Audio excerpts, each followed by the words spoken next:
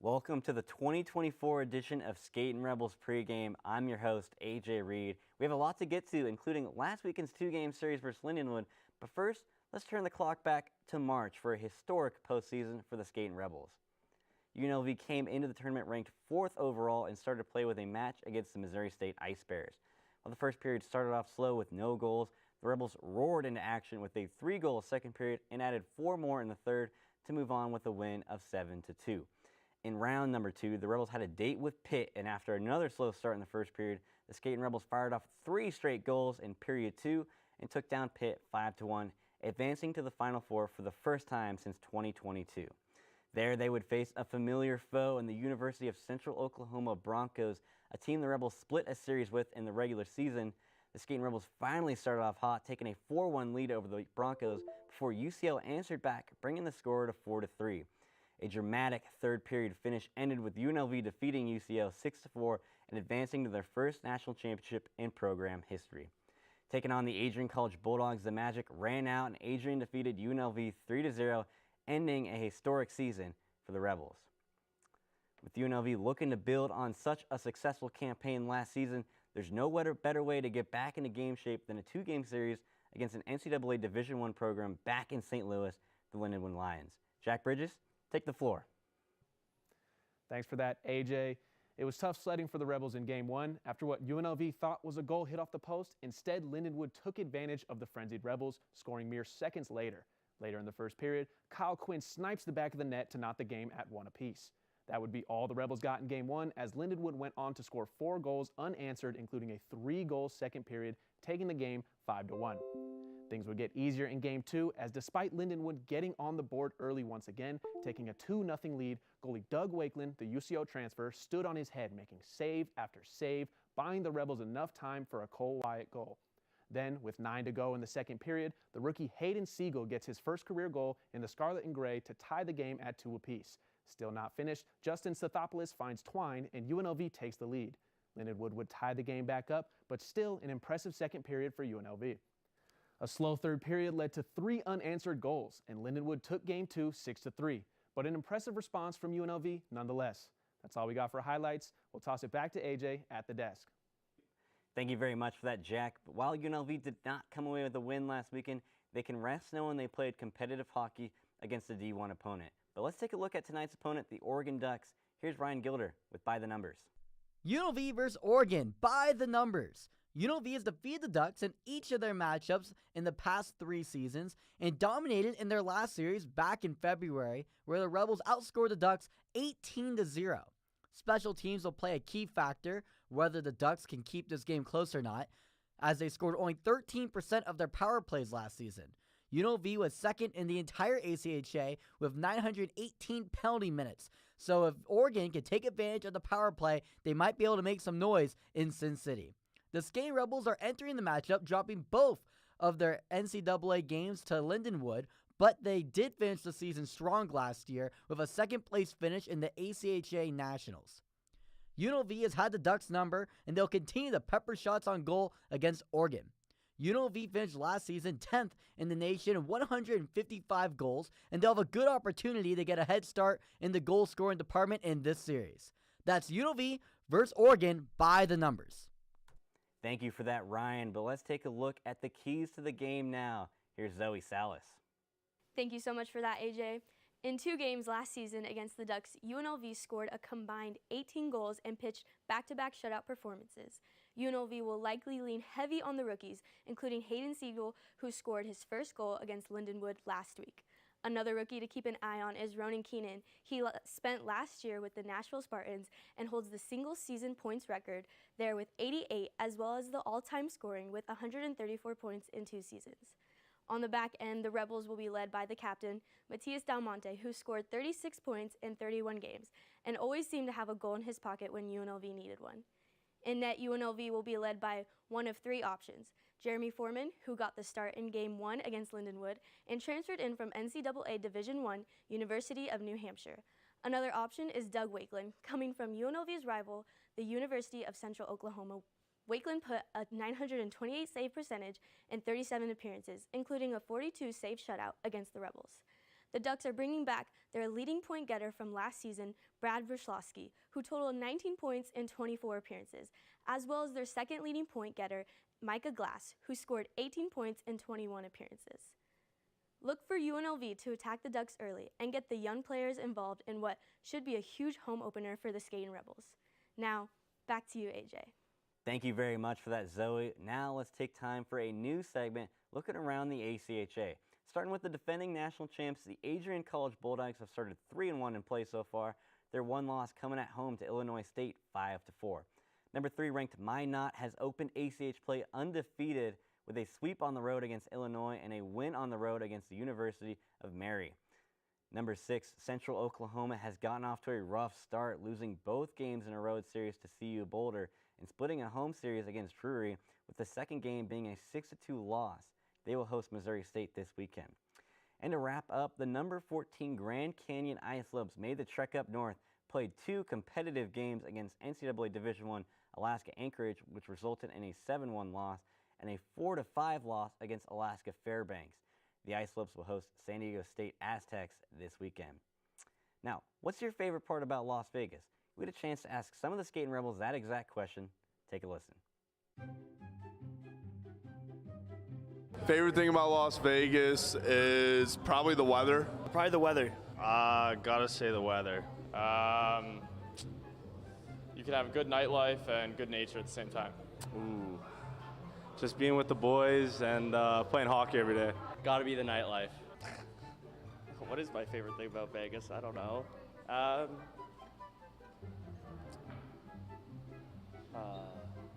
It's a hard question. The pool days, I don't know. I think I like the year-round golf. Weather. The food. Probably just the weather all year round. Big golfer, so being able to golf all year round. Favorite thing about Las Vegas? I'd say the weather.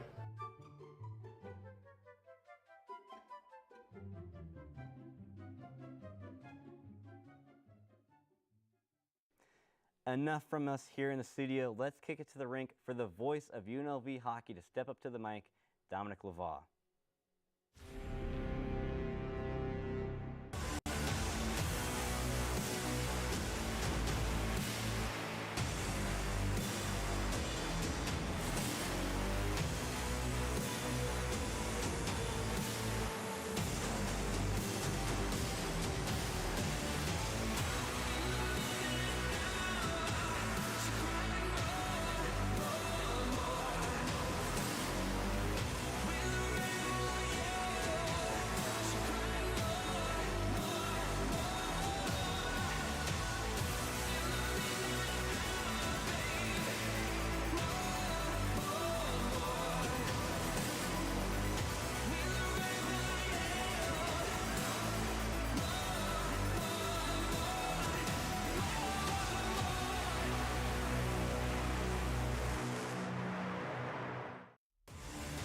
Hockey night here in Summerlin. The UNLV Skating Rebels taking on the Oregon Ducks.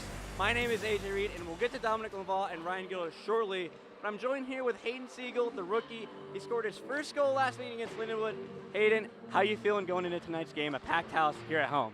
There's nothing better. I mean, this is the best feeling in the world, and this is why I came to UNLV. What do you expect tonight from Oregon? I expect a good game. You know, they're a good team. You know, we heard a lot about them last year. We know they picked up some guys, lost some guys, so we're just going to go out and do what we do. Thank you, Hayden. You're good. Yeah, thank you. Let's send it over to Zoe Salas. Zoe, what do you got for us? It's opening night here, and the player to look out for tonight is Jeremy Foreman. He is a transfer from the University of New Hampshire, NCAA Division I. Before the game, we got to speak to Coach Greener about him. Coach Greener said he has a huge resume and has great rebound control, and he is able to tell the defense what he needs. With that being said, let's get it back to you, Dom and Ryan. Thank you, Zoe. Thank you, AJ. And thank you all for tuning back in for another season of UNLV Skating Rebel Hockey. And thanks for coming back. I came back. On the call, as always, is myself, Dominic Lavoie, joined by Ryan Gilder, just like it has been for the last 3 seasons, Gilder. Can you believe that? It's our 3rd season together, Dom. This is incredible. And it's something else to be a part of a team for 1 year, then 2. But we're pretty young in our broadcasting careers. We're going to be a part of a team for 3 straight seasons. It's truly special, Dom. Pretty crazy, Gildy. I mean, we're going into year 3 with this team, like we mentioned a couple seconds ago. I just turned 22. You just turned 21. Happy late belated birthday. Also, happy late belated birthday to Zoe Salas, our ringside reporter. She celebrated her birthday earlier on this week.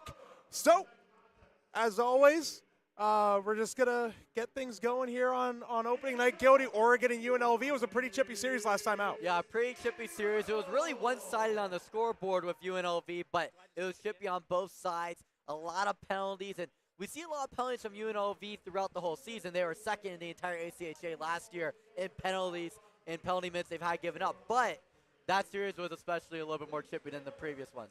Definitely. We spoke with Jack Hyman, the head coach for the Ducks, earlier on tonight before warm-ups got going. And Gildy, we talked to him, and he said that there's a big senior class. 10 seniors are leaving Oregon this year.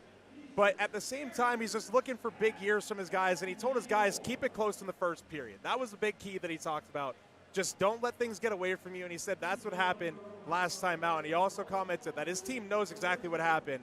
They're not proud of it, so expect a better Oregon team to come out in the first period. Yeah, and I 100% agree with the message to the team. Keep it close in the first period. Instead of playing the whole game at a time, play one period at a time, one shift at a time. Keep the game close, because if Oregon can keep it close and maybe get a power play or two and capitalize on those power plays, then that's the opportunity they could have to make it close against UNLV tonight. And that's going to be a big test. I mean, Gildy, in the 2 exhibition games that we saw against Lindenwood on Saturday and Sunday for the Skating Rebels, they kept it close on Sunday, but the special teams was a bit of a problem. They didn't score on the power play. So the UNLV, the special teams has been their bread and butter in recent years, right? So we're going to be looking for UNLV with the injection of so much youth into this team and NCAA experience in between the pipes with Jeremy Foreman, Parker Williams, who slotted into the lineup tonight as well, the captain, Matias Dalmonte, Bradley Gallant, who had a monster year last year. They're going to be looking to those guys. Foreman on the PK to be the backstop that everyone needs. They're going to be looking to Parker Williams. They're going to be looking at Matias Dalmonte. He was a great power play quarterback last season. Yeah, and they lost some big pieces last season with Alec Johnson, also Batuzov. One of the Energizer bunnies is also who's going to be the replacement for those 2 guys. You got to see how these young guys are going to be stepping up. And I think just like what we saw last week with Siegel getting that big goal, we're going to see which young guys are going to step up tonight. I mean, you heard from Siegel in the pregame. He's amped up. He's ready to get going here at home. And he's just one of many energetic rookies. Gildy, you look at this rookie class, Hayden Siegel, super energetic. You look at Ronan Keenan coming from the Nashville Spartans. His teammate, Sean Karaman, both of them slotted into the lineup tonight. They're both super energetic, super just bright-eyed, bushy tails coming to UNLV. And then you look at some of the other guys coming in. Ty Black, he's transferring in from Idaho. He's not playing tonight. But just overall, and even taking more looks at the lineup, Dylan Jensen, another bright-eyed rookie. Evan West, he's someone that the coach, Anthony Vigneri-Greener, pointed out specifically pregame that impressed him in Lindenwood. Yeah, he talked about Siegel, and he talked about West bringing in the energy that this team really needs, and we'll definitely see it tonight. You're going to see a lot of goals probably scored in this game, so you're going to see how these new guys get in with especially this blackout that we have tonight, Dom.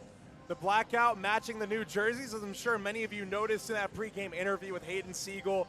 Those jerseys, Gildy, drawn plenty of attention nationwide. I mean, they even ended up on Bleacher Report Open Ice. Yeah, I saw it on Bleacher Report this morning. My friend from North Carolina texted me today, hey, did you see this? And I look at it, I'm like, oh my goodness, we're on Bleacher Report. So it was really cool that we're not just getting traction over in the West Coast, not just ACHA, but the whole country got to see a little bit of UNLV hockey. And hopefully, hey, we get more viewers in tonight. They get to see our product. That would be great. Love having plenty of viewers out there. Loving having the parents tuning in, whether you're from Oregon, your kids going to school in Eugene, or whether your kids playing right here in Las Vegas. Love having the parents tune in. There's a few parents of the UNLV players here. There's a bunch of green out on the end boards near where Oregon comes out. So there's plenty of parents, plenty of family here tonight. And Gildy, it just feels so good to be back. Also in the open, AJ and Jack went over the highlights, not only from Lindenwood, but also the national tournament. This UNLV team, as everyone who follows the ACHA knows, they're coming off of their first national championship game appearance in program history. They just ran out of gas against a much more experienced Adrian Bulldog team, but man, is this team hungry to get back there this year. The tournament's a real gauntlet in the national. You got a lot of games that you're playing consecutive days, and there's a time when everyone burns out and UNLV just ran out of gas at the very last game. But what a season last year, making it all the way to the final game of the tournament, making it all the way to the championship. And hey, it gives them a goal this year to go on top and win it. They always want to, every team in the ACHA wants to lift that Murdoch Cup at the end of the season. But UNLV coming so close just makes them want it that much more, as you said. And there was a moment in that national championship game, Rebels down 2-0. Caleb Strong with a prime opportunity, wide open cage, gets robbed by the glove, and all he can do is just put his stick over his head. And that's just a testament. It's just one of those times, Goody, where it just seemed like it was destiny for Adrian to win, but UNLV proving that they can make it there and exercising their demons against UCO after they blew that lead in 2022 in the semifinal. They played UCO again in the semifinal, exercised those demons. Now they have a chance this year, get back to the national championship game, maybe play Adrian again and exercise those demons and lift the cup. Yeah, because I really feel like the big rivalry for this team was UCO the last couple of years, where we lost them in the tournament, then we beat them in the regular season in a game that really wasn't even supposed to happen. Then we get the game, and then this past season, UNLV's able to overcome that playoff drought against UCO. They get the win, but then just one game short in the championship. So now they have that new sight. They have Adrian as their sight on their binoculars, and hopefully they can go into the tournament and take it down this time. And even with Adrian's media team, I mean, I'm sure you saw it, Gildy. They put their national championship logo on the Sphere, Las Vegas right after. So, I mean, all fun and games. All fun and games. So that's bulletin board material. Rightfully so. If UNLV wins the national championship, the only thing is that instead of them graphically putting it on the Sphere, we'll actually get it on the Sphere. Maybe. We'll have to hit up Keith Whitfield and Eric Harper to get the funds for that one. So we'll see if we can make that happen. But it all starts here tonight. Once again, opening night. A minute to go until the teams take the ice. The officials have already taken the ice. We'll bring you the starters in just a few moments as we're still waiting around and just getting you caught up. We're talking with the viewers. We're catching up with you guys. It's been a long 6 months since we saw you, and a lot's happened. The Oregon Ducks getting ready to take the ice now. They're donning their green jerseys. So, Gildy, just like last year, just like what I love, color-on-color matchup once again. Yeah, this is a really good color-on-color matchup. We got the black from UNLV tonight for the blackout. In Oregon, the green, the green, it fits with almost anything. If UNLV's wearing that scarlet color, if they're wearing the gray color. Except if you're red-green colorblind like Nick Flanders. Shout out, Nick. Yes. Remember last year at the color blindness, we were talking about that. But it'll be kind of funny if we get the red and green, because that's what's going on in Oregon this weekend with Ohio State and Oregon. So that's kind of funny that Oregon has another team in red they'll be facing off tomorrow. Going to be a huge game up in Eugene, and a huge game going on tonight, Gildy, in the Mountain West. UNLV Rebels just fell out of the AP Top 25 poll. Their football team led by Barry Odom, who's going to be the Grand Marshal for the South Point 400 in a couple weeks. They're up in Logan, Utah, taking on Utah State. Can you give us a quick update on that? Yeah, I'll give you a quick update. They're up right now 40-7. So right now, everyone, if you're watching UNLV football, I feel pretty confident at this point. Hey, you can turn it off. You can watch some UNLV hockey. It's a perfect segue. This game's about to get started. UNLV's football game. Hey, you don't even need to watch it. They're in cruise control right now. It's about academic. They're in cruise control. This game's about to get started. Tune off UNLV football. Put on UNLV hockey. If there's any crazy updates, we'll take care of them from here. Gildy, you're going to be the man for the college football scene. As you were all season last year, you're giving the good updates for all of the college football goings-on consistently. My favorite moment last year was the Colorado State game where you were able to deliver the news of the game-winning field goal from Jose Pisano that drove home the UNLV getting a bowl bid. Yeah, because here's the thing. I know we want to watch UNLV hockey here, and I don't want people to have to flick the channel and see what's going on. I'll take care of UNLV football whenever there's anything huge going on, and then we'll also take care of UNLV hockey, so you get both at the same time. No need to turn off the TV. No need to change the channel. We'll take care of you from here. It's a mini simulcast. Exactly. Oregon taking the ice. You can see their starters there. We're going to go over that again in a moment. The UNLV Skating Rebels getting ready to take the ice, and why not? We're going to go ahead and go over their starters for tonight. We're going to start with Oregon first. James Gagan on the left wing. Charlie Mara is going to be centering that top line, and Nick Slayton on the right wing for the Ducks. Carson Strike, Tobin Fix on the blue line, and George Serbin, number 41, in between the pipes for the Oregon Ducks tonight. Now as the intro video for UNLV plays in the background, we're going to go over their starters. Tristan Rand, Oliver Bannon, Cole Wyatt, the forwards. Matias Dalmonte, the captain on the blue line with rookie Devin Nagra and good friend of Wyatt Johnson of the Dallas Stars. And in net, as we said in the pregame, Jeremy Foreman out of UNH getting the first nod of ACHA competition. And about the goaltenders, Gildy, we talked with Greener before the game, and on top of Jeremy Foreman, you got Doug Wakeland. And if you watched the UCO series last season, you know Doug Wakeland's name all too well, just like Taylor Swift. He's now in scarlet and gray. And then you go back down the hometown product, Luke Fundater, who, hey, he got his first shutout against the Ducks last season. He's a third-string goalie, but Greener, like you said in previous years, it's different now. 1A, 1B, 1C. When you're in that point where you only need one more game to win a national championship, you're really hungry. And you want to get one really good player over the offseason that can maybe get you over that hump. And I think that Wakeland can very much be that player to get UNLV over the hump. Because last year, they got pretty tired. Also, Benedetto was handling a lot of games last year. It's very tiring to go a full season and day after day after day after day. Having just 1A, 1B, 1C, you have 3 goaltenders that are all very capable of winning a national championship on this team. That's very good to have. Always super good, Gildy. And now as the team takes the ice, they're going to be introduced one by one to this packed home crowd here at City National Arena for the home opener of the 2024-25 season. Plenty of rookies, as we've said, in the open. And they're going to get introduced here momentarily. We're going to step away, the introductions, the national anthem, and then we're going to get things going. UNLV and Oregon coming right up.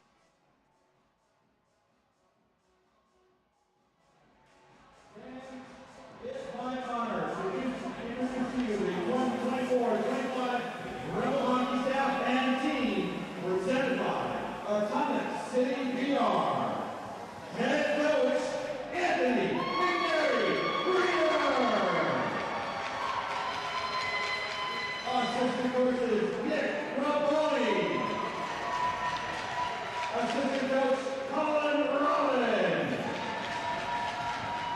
Strength and conditioning coach Jared Jager. Team manager Danielle A.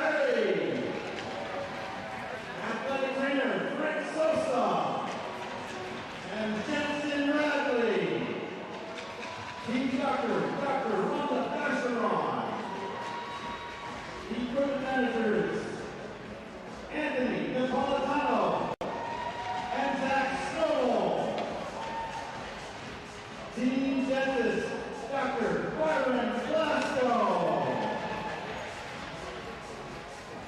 And now, to introduce you the 2025-24 running skating level. For the non-student players tonight, number 22, Dylan Dukes. Number 27, Ty Black. And number 46, Mason Kelly.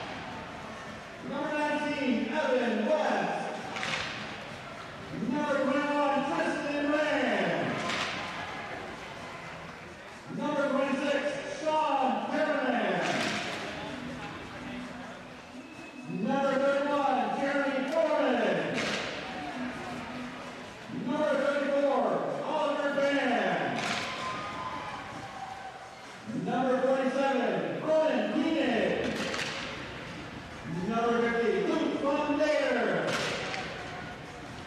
And now for our alternate captains. Number 25, Preston Botiak. Number 33, Kyle Quinn.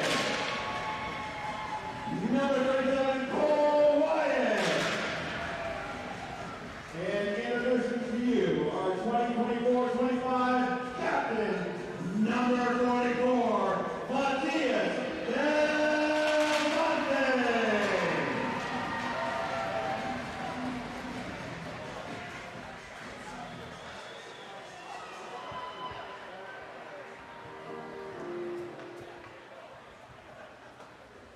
Tonight, the Oregon Ducks and the UNLV Rebel hockey teams rise and stand together as we honor the memory of Henry Hank Bradford, Oregon Ducks goalie, who suddenly passed away on September 20th, 2024.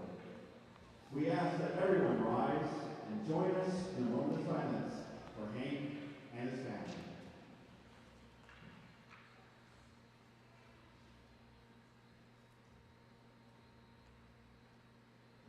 Thank you. Ladies and gentlemen, please remain standing for our national anthem, presented by Chris Burke Injury Law. Here to perform the Star Spangled Banner, please welcome to the ice, Gary Brunetti.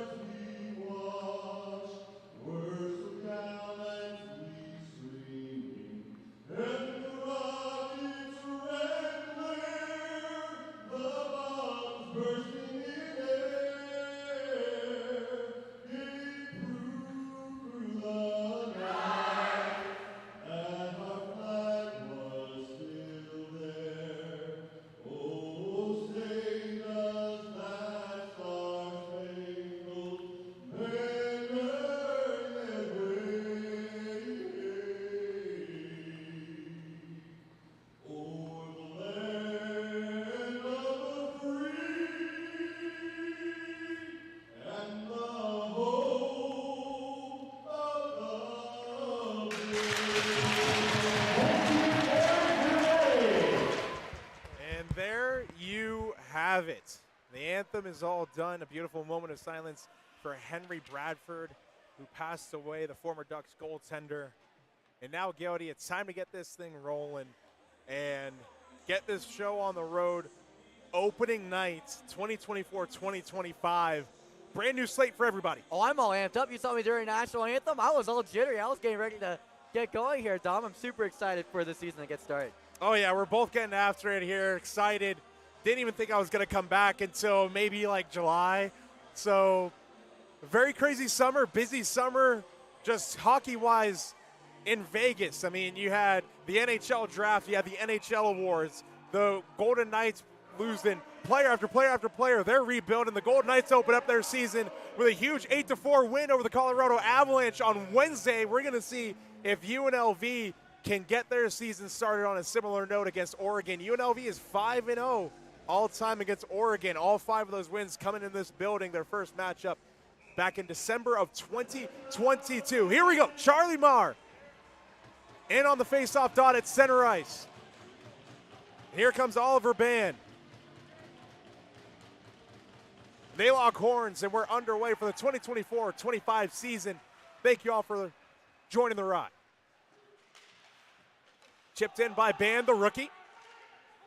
Retrieved by Tobin Fix, bumped by Tristan Rand. Charlie Marr back in his own corner. Tries to flip it over James Gagan. Doesn't get it out. The puck gets flipped out to center and sent right back in by Devin Nagra. There's Strike. Plays it off the wall for Fix. Fix along the yellow kick plate.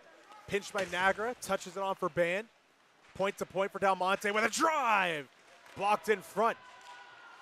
Band mishandles that puck. Fix can't chip it around him. He gets the puck back and plays it off the wall down the length of the ice. It's a puck race.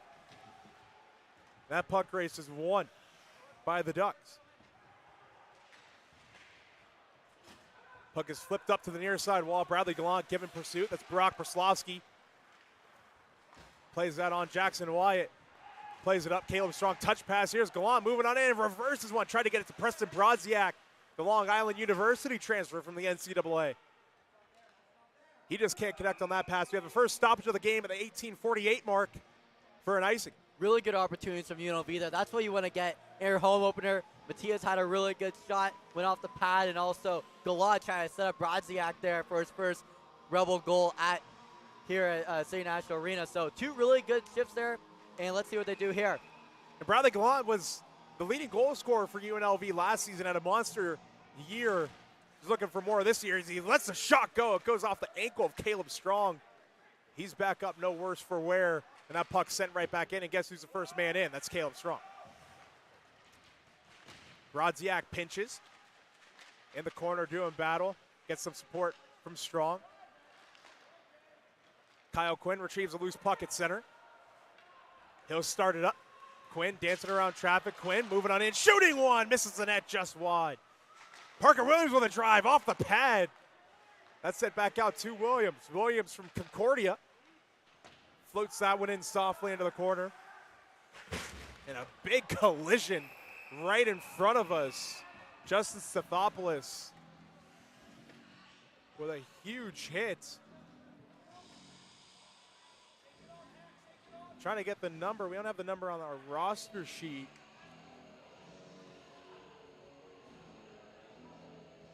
Justin Stathopoulos, the second year forward, being posted 2 minutes. This right here is how Oregon can get back into this with UNLV, with all the penalty minutes that they had last season, second most in the ACHA. A lot of special teams time for Oregon. Here's an opportunity on the power play. Puck gets sent down the length of the ice. Here's Evan West. West is the first man on it. Tries to feed one up top for Band. Gets picked off. There's Henningsgaard, pressured by Band in the corner. Band chops it right back down low. Absolutely ferocious on the forecheck. Oliver Band wins the puck battle. Plays it back in his own end for Joey Corolla. D to D. Puck's chipped up. There's Hayden Siegel. Scored his first goal for UNLV in an exhibition against Lindenwood on Sunday. Dylan Jensen. And on the forecheck, another freshman. Another fact about this Oregon power play, only 13% of the time they scored last season. Oh, what a huge hit.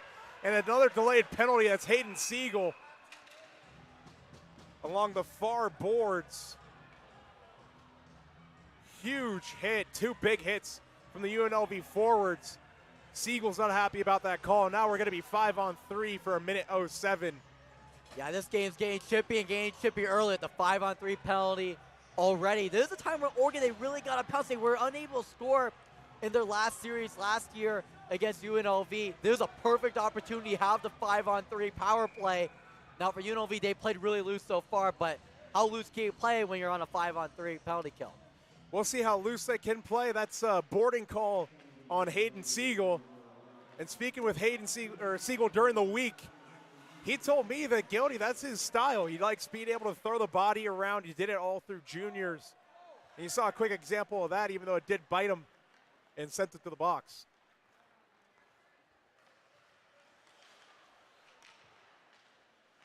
The Ducks getting a rush going. That's chopped away by Carollo. Gallant chops at it and sent right back up for Gallant. Here he comes up the left wing. Gallant centering pass. They score! Joseph Carollo, the first goal of the 24-25 season, shorthanded off the assist for Bradley Gallant. Shorthanded, short of Energizer, buddy. No more Michael Matusov. Who comes in? Joey Carollo getting the goal there, getting the pairing there with Gallant. And hey, they're still playing loose. 5-on-3 penalty kill. Didn't seem like it fazed them at all. Not at all. Bradley Gallant not afraid whatsoever to just get right into the thick of the action. He was up at the forecheck. He created that play off rip. and then got rewarded with a primary apple as the puck's clear to the zone again. 25 seconds to go on the 5-on-3 advantage. Here's James Gagan with speed up the left wing boards. His pass goes off the stick of Preston Brodziak, and Strike plays it on in. Recovered by the Rebels. Here's Devin Nagra, rink wide for Brodziak. Brodziak dips the shoulder, tries to drive the net, gets gapped by Slayton, and sent on his keister. Brodziak still engaging battle with 4 green sweaters. Almost kicks it to the blade of his stick, but can't get that puck. As a 5-on-3 is up, 45 seconds to go on the Hayden Siegel boarding minor penalty. We have another stoppage of play. I love how the jukebox is playing Everybody Dance now because this UNLV team's playing so loose right now. This is the most loose I've seen them play. This might be the most loose I've ever seen them play, Dom. It's that freshman energy, Gody, that we talked about, the injection of the youth. So many rookies coming in just eager to get some ice time. And Jack Eichel spoke earlier this week of the Golden Knights at the morning skate ahead of opening night. He said that he'd rather start on the road because there's so many distractions leading up to it, and you can kind of take a few days away. But here, UNLV seems like they like to start at home, and despite the distractions of class and whatnot, they're doing just fine. Centering pass, shot blocked in front. Looked like that was Band who got in front of that one. 20 seconds to go on the PK. Now here come the Rebels the other way. They send the puck out of the zone. 15 to go. Serbin sends that one up for Braslavsky. Now here comes the speedy Duck. Gains center, chips it in. Under 5 to go on the Siegel boarding minor. And now here comes Justice Stathopoulos fresh out of the box. He's got a partial break, and we got another whistle. Not sure what happened. Brock Braslavsky's late to the play, but that was a 2-on-0 Gildy that just got thwarted by a whistle. Yeah, so not sure what it is. I'm trying to figure out what the whistle is as well, but you got to give credit where credit's due. Oregon, they're starting to get a little bit of possession time on UNLV's defensive side. They're starting to get some offensive possession going, and that's what they really need right now. Even though they're down 1-0, just gain possession of puck is what's big. Parker Williams takes a spill. Here comes UNLV up the left wing. Stathopoulos can't send that one in. Just over 5 minutes gone, if you can believe it, in this first period. Joey Carollo, the goal scorer, off an assist from Bradley Gallant, short-handed, sends it in. Up for Ford. Ford, top of the circle, shoots one, blocked away by Serbin. There's Parker Williams with it. Sends it off the kick plate, just out of the zone. Carollo corrals. Sends it up. Here's Ronan Keenan's first shift at home. Keenan sends it in. Serbin chips it. Parker Williams in the corner, takes a check. Stathopoulos in for support. Back up Williams. Now here's Nagra. Nagra flips it. That gets knocked down by Crows. Sends it as far as Del Monte, who gains his own. Big collision, and Hayden Siegel is down. Getting up a bit slow behind the play. And he's back up and back in the play. Now here comes Del Monte, the captain, Matias Del Monte, shooting one right into the chest of Serbin, and he'll hold on for a whistle. Great pace by UNLV there. Oregon was in the middle of a line change, and Matias Del Monte recognized it, went down the ice and tried to find a shot, got a good quality shot, and then it was frozen there. Hayden Siegel getting a stern talking to from the official. That's Barnett. And he's talking to Rocco on his way back to the bench. He jammed at Serbin's pads, and the official wasn't too happy about that one. There was a lot of unpleasant words for the rookie. Siegel looked a little upset after that hit. Looked like he got hit a little up high. Maybe that was why that happened after the whistle.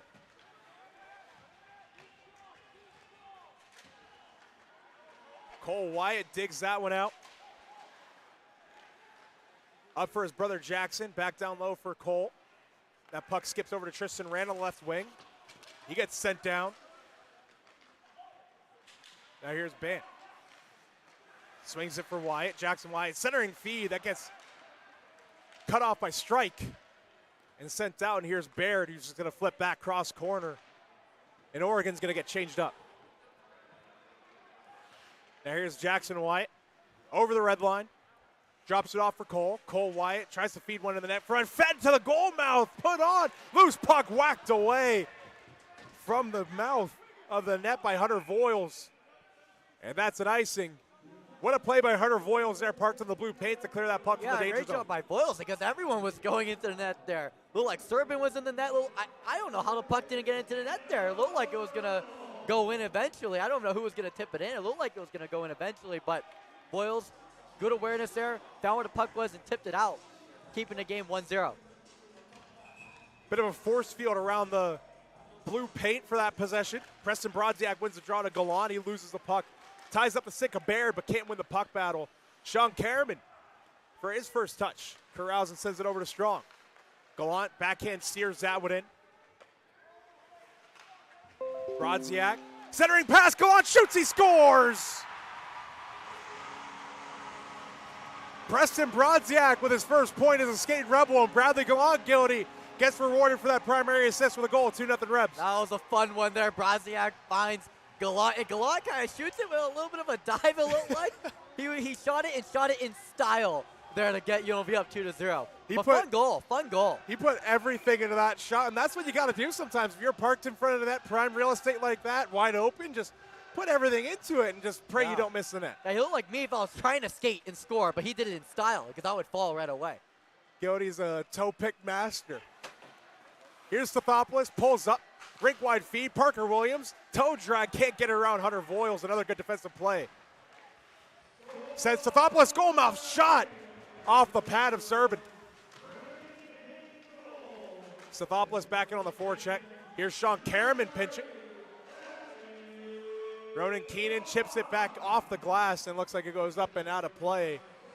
And you got the former teammates, Gildy, that we mentioned in the open that were on the ice there. Sean Karaman and Ronan Keenan, Nashville Spartans of the USPHL. Now, Ronan Keenan, when you see him on the ice, humongous, 6'6", but then when you put on the skates, you're maybe even 6'8". taller. Yeah, 6'8", 6'9". Just about. Big boy. Yeah. Big Huge. boy. Here's Kemper. Doesn't gain the red on that flip, and it's icing on the Ducks once again. 12-11 to go in this first period. Shots are 9-2 in favor of the Rebels. And Gildy, this UNLV team seems to be coming alive. Yeah, and the other thing about the shot total, 9-2, UNLV's had 9 really good shots. And I feel like Oregon's shots so far, they've been kind of get what you can in the possession. So it's quality of shots also that UNLV's been on top of. Brodziak wins the draw. Gallant, one-time drive up top for Niagara. That's gloved and held by Serbin. But I just feel like this UNLV team, they're having fun right now. What do you think, Dom? They look like they're having fun. There's not a lot of smiles, but like we've been saying all period, they've been playing loose. They've been getting after it so far and really dictating the flow of the game, which is something that they always want to do. Face-off one. Brodziak with a shot. Sticked away by Serbin. Hannon tries to steer it around Niagara. Doesn't get around the defenseman.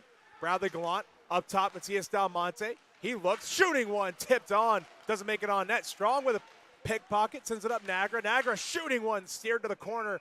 Or into the netting, excuse me, by Serbin. We got another stoppage. But UNLV still keeping in, putting in good pressure. And what that's going to do is really going to wear down Oregon. And the key of the game was keep it close, keep it close. But it's really hard to keep a game close if you give up a goal on a 3-on-5, on a 5-on-3 power play. That really defeats you as a team, Dom. That's something that, like you said, takes the wind out of your sails. Kyle Quinn shoots one off a skate, directed to the corner. Takes the wind out of your sails. You think you have the team on their heels. You have them on a two-man advantage, and then you get scored on as Jackson Wyatt sends that shot just wide, and Nick Slayton chips it around Kyle Quinn, and here comes James Gagan. James Gagan gets pickpocketed on the back check, and Slayton takes a dump. It goes careening into the Atomic Golf advertisement, and a shot gets steered away by Foreman, and now into the near corner on the far side. Evan West getting on that puck, takes its bump from Tobin Fix. Centering pass steered away by Jackson Wyatt. Another shot blocked by Evan West. That shot doesn't find the net either from James Gagan. Now Oregon getting set up in the offensive zone.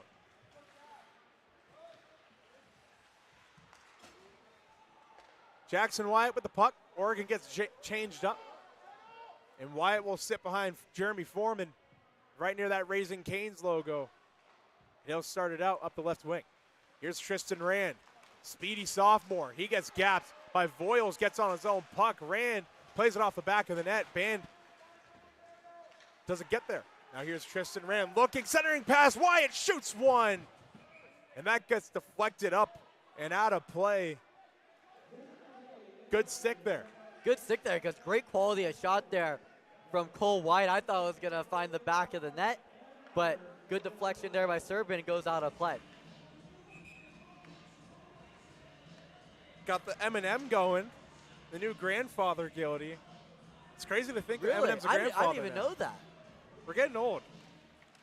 As everyone maybe over the age of 30 just groaned watching this stream, which is probably most of the parents. My apologies. I did not know Eminem's now a grandfather. Yeah, wow. He's a grandfather now. Imagine you're like, oh, what's your grandpa do? He's a rapper. One of the greatest rappers of all time. I know. No big deal. We have some content kind of relating to that coming out this season. At Media Day, we have the opportunity to ask most of the players who the most famous person in their contacts is. It's something really interesting that we're going to have coming for you later on this season, so make sure to stay tuned.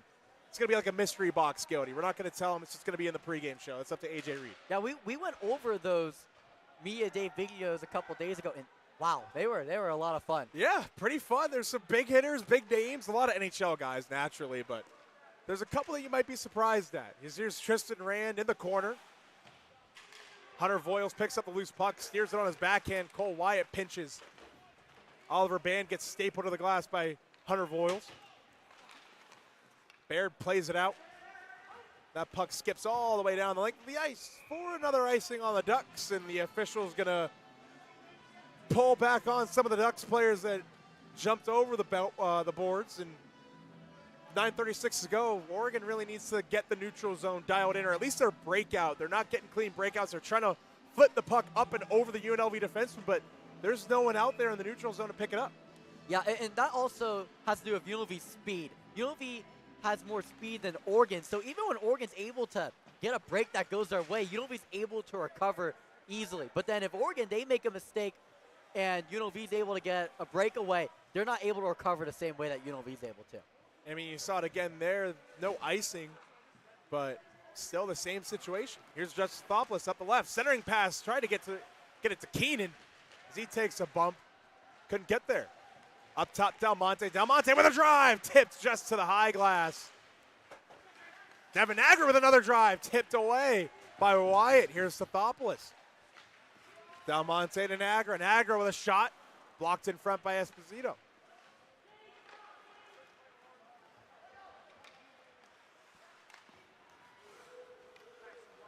That puck settled down by Parker Williams. He gains his zone. Right side for Stathopoulos. Reverses ice, Jackson Wyatt. Jackson Wyatt, Stathopoulos return pass. Touch pass Wyatt. Touched on Williams. Williams looking from the goal line. Down low for Preston Brodziak. Here's Brodziak looking. Looking from the dot. Tries to feed one on. It gets just tipped away. That was going to be a perfect shooting opportunity there for Justice Stathopoulos as his pass goes a little bit out of the reach of Jackson Wyatt all the way down the ice. Kyle Quinn recovers. Full sail changes for the Ducks. Here's Bradley Gallant in the corner. Takes a check from Tobin Fix. There's Jackson Wyatt at the point. D-to-D for Quinn. Return pass Wyatt. Quinn gets sent into the Oregon bench hard. Now here's Caleb Strong. For Quinn. Quinn lets one go. Tipped wide. Brodziak doesn't get on that rebound. Jackson's there. There's Bradley Gallant picking the puck out of that crowd. Gallant under siege. Up ice, Jackson Wyatt. Strong. That puck just rolls off the blade of his stick, and in neutral ice, Kyle Quinn's back there to recover again. Jackson Wyatt whacks that one in. 7.5 to go in the first period. Here's Slayton on the near side. Gets that puck around Siegel. Chopped back in by Carollo. He'll join in on the forecheck. Now Brock Broslovsky sends it over. Tipped in by Tobin Fix. Now here's Carollo again. Carollo opened up the scoring. As that play is blown off sides. Hayden Siegel looking for his second in the last 2 games. Just a bit offside there. Great pass, though, because if that connected just a couple of inches to the side there, Siegel would have had an opportunity possibly to have a breakaway. I don't know about breakaway, but he would have been in front of the 2 Oregon defenders there. He would have definitely had a good rush for sure. So he had a chance there. He's looking for another goal. He said that was one of the best feelings that he's had. He hasn't played a game, Gildy, in months. He underwent shoulder surgery in the offseason that ended his season early in juniors, his final age-out season, and he's finally gotten back out on the ice, and he's loving it. As you saw it in the pregame, we have a delayed penalty upcoming. Play's blown dead. Tripping's going to be the call. And talking about Siegel, coming back from an injury, and the one thing that you want to do is feel, okay, do I have my stuff back? If gain a goal in one of your first games in the first series back, that's what you really need.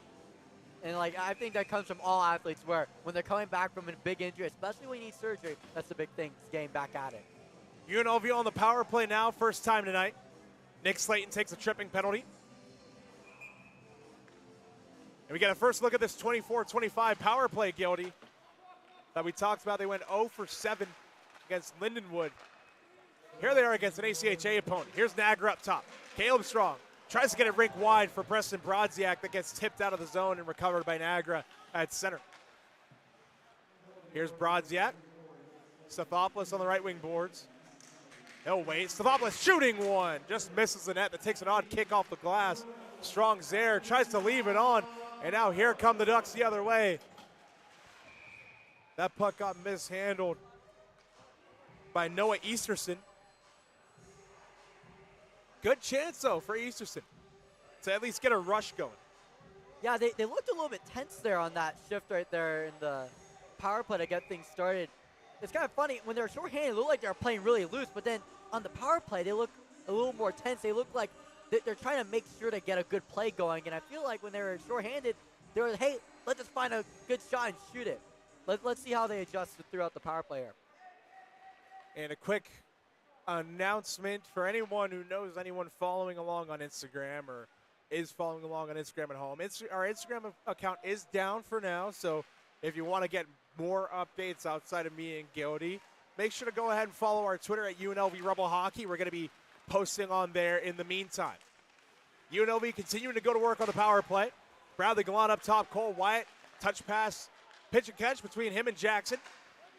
Cole's shot gets blocked in front, and Baird sends it over the official's head and down the length of the ice. 50 seconds to go on the power play. Here's Jackson wide over the red line. Now he gains his own. Puck gets knocked away from him. Here's Cole, leaving that one for Bradley Gallant. Here's Evan West. Here's Matias Del Monte, shooting one. Blocker save by Serbin.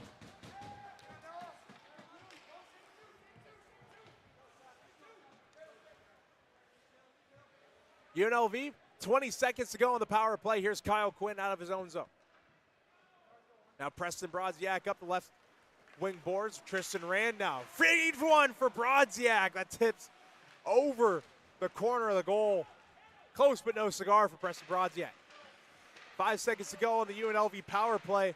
Nothing really going on that man advantage there as the Ducks get back to full strength. Wyatt whacks at that one. Good stick by Brodziak, hitting that one out of the air multiple times. Centering pass for Rand gets lost in the feet of Baird and sent down the length of the ice. Arm raised on Jeremy Foreman and blown dead for another ice. And Gildy, did you see that? In the corner, he's playing like some ping pong with himself. Oh, no, I did. I was looking to the right. What happened, Dom? Brodziak, there's a puck mid-air. Yes.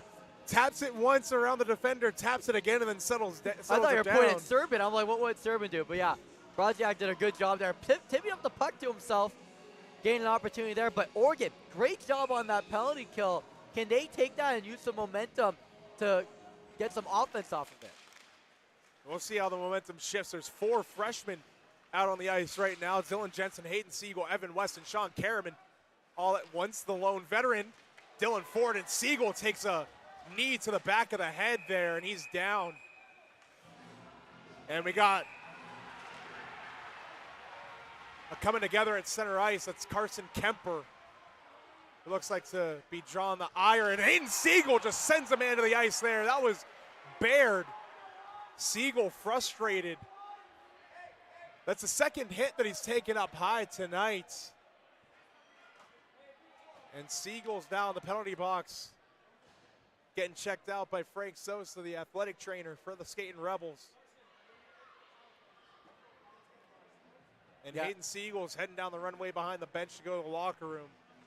We'll see what happens when we sort out this dirty laundry. Obviously, everyone would hope for Siegel to be all right.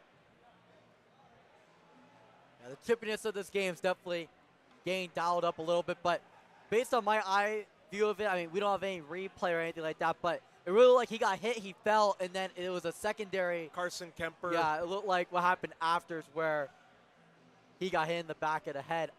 It didn't look intentional from this point of view, and it looks very incidental. It looked really incidental. It looked like just an unfortunate event because Siegel fell, and then someone skating in front hit some. It's just an unfortunate event that happened, but we'll see what the referees call here, and hopefully Siegel's all right.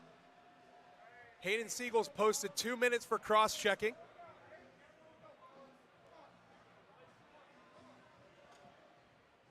We're going to take a look on our feed here. Siegel goes down, and yes, incidental. Kemper just happened to be there.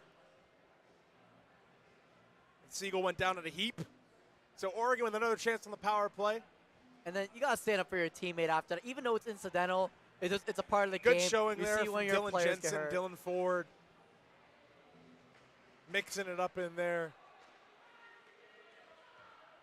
That puck gets sent on net for Serbin. He'll play it away from Brodziak. And UNLV back on the PK. 4 minutes to go even in this first period. UNLV up 2-0. The goal scorers, Joey Carollo and Bradley Gallant.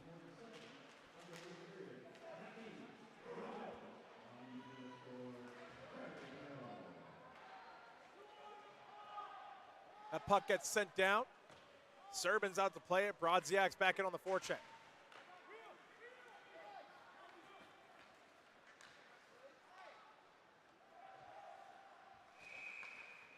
Another stoppage of play. 3.5 to go now. Minute 17 remaining on the Siegel cross-checking minor. Shots once again, 15-3 in favor of the Skating Rebels. Since the last update, UNLV's gotten 6, Oregon's gotten 1. Well, it's not good where Oregon is in the shot total, but if you're watching the game with your eyes, it looks like Oregon's definitely doing a better job than it did in the first set of the period. They kept this game within 2, which it was hard for them to do in the last series, and now they're starting to get some offense, and they're playing good defense. So overall, Oregon, they've been playing better as the game has progressed. And that happens sometimes. I mean, you have your travel legs on still, and as you kind of get used to the normal wear and tear of the game and you get settled in, home opener, it's a big crowd, you kind of settle in that regard as well. Under a minute to go on the Siegel penalty now. Brock Braslovsky leaves that one on. I believe that's Connor Hacker. Listed as 26 on our roster, wearing 44 tonight.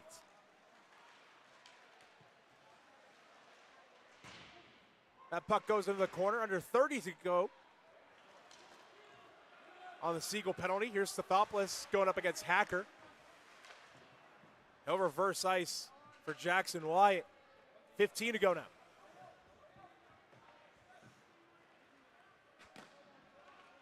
That's sent on net for Serbin.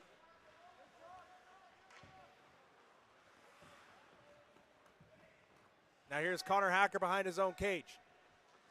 The Siegel penalty is up, back to full strength are the Rebels. Ronan Keenan, the load man, in on the forecheck for UNLV.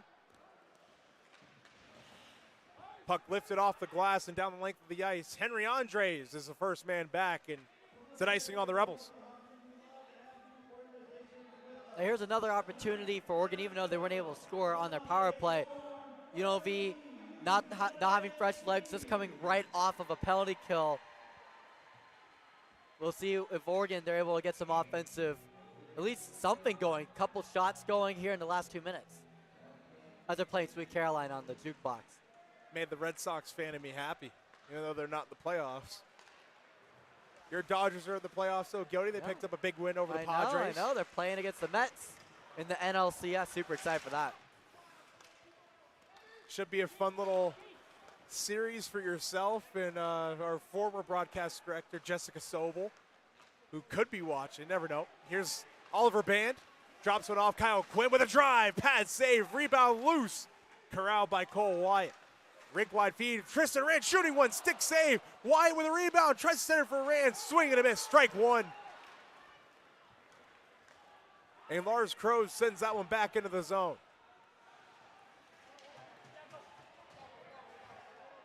Now here's Jackson Wyatt. Head-manning this rush. Over the red line. Can't gain the offensive zone. And now here's Baird. Baird up ice, cutting across, shooting one, blocked in front, rebound chance off the side of the cage under a minute to go in the first. Now here's Carollo. Looking to quarterback this rush from behind his own net.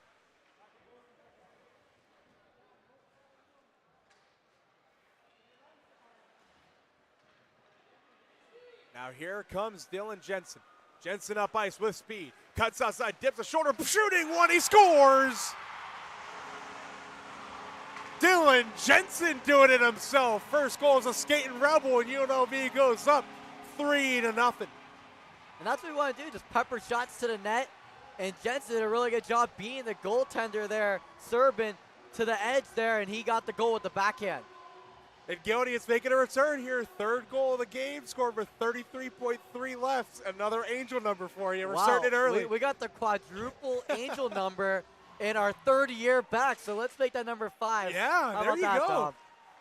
Didn't even pick that up. Good work.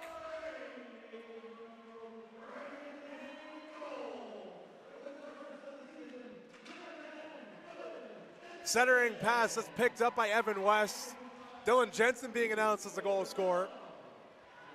It's a puck race. Ronan Keenan sweeps that one across. Tobin Fix picks it up. Under 10 to go, final 5 in this first period of play. And the final seconds tick off through 20 minutes. It's all UNLV, 3-0. Skating Rebels lead in the shooting department 18-5. And what a first period, Gildy, especially for the rookies. Yeah, great first period for the rookies there. Jensen getting that goal to cap it all off. But I got to give Oregon credit. They really took that second half of the first period. They started to settle in a little bit. They made UNLV look a little less comfortable in the back end of the first period there. But UNLV looked really strong, up 3-0. I think this second period, the key of this period is going to be definitely that line change is going to be a little bit more difficult for Oregon. So UNLV, they might have a little bit more success in the offensive zone, especially with how tired Oregon will be defending the entire period. We'll see what happens, but first we got to take a quick break. We're going to grace you with the faces of 2 Rebel hockey alumni, Hunter Mazzillo and Rob McCullum, as we have to step away for a quick intermission. Stay with us. More Oregon and UNLV coming right up.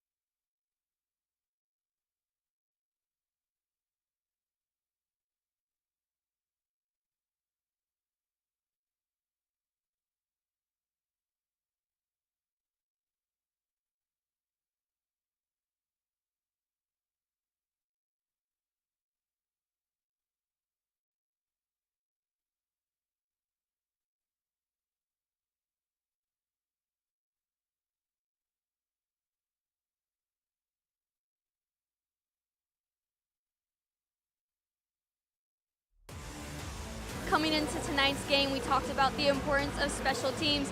Early on in the game, we had a 3-on-5 power play by Oregon, which Joey Carollo scored short-handed for the Rebels.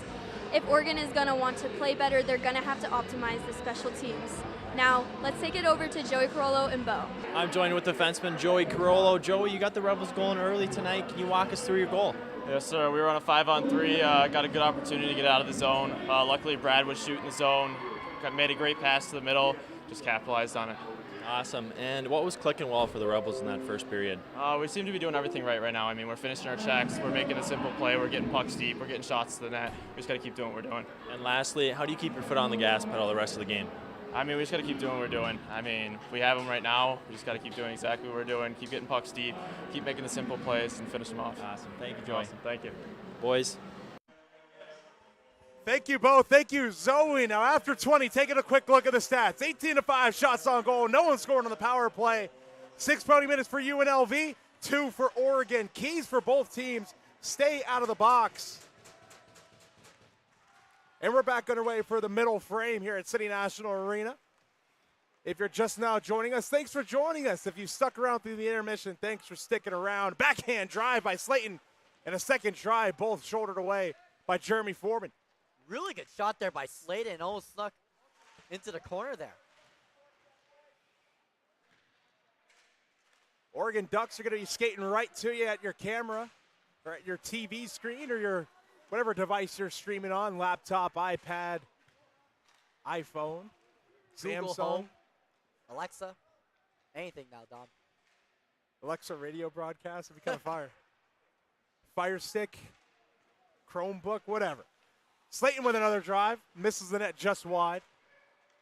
Brock Braslavsky hops on that loose puck at center. Drops it off for Connor Hacker. Up the left wing for Easterson. Puts it in the glove of Foreman. I like how Oregon's looked so far in the second period. Good shot opportunity already. And now they're going to have a chance to have a face-off right in their offensive zone. UNLV got their goal-scoring line out there. Bradley Gallant, the second goal scorer here tonight. He has 2 points already in the season opener for the Skating Rebels. Caleb Strong tried to spring Gallant on a breakaway. Couldn't connect with just over a minute gone.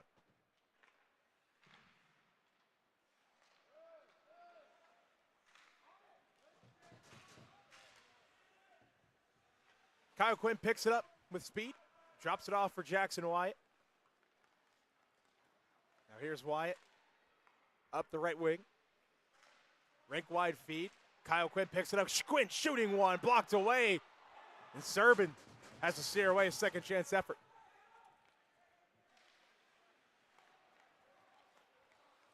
Quinn through center. From the center ice logo, he sends that one into the zone. Caleb Strong in his own end, up ice on the tape for Brodziak.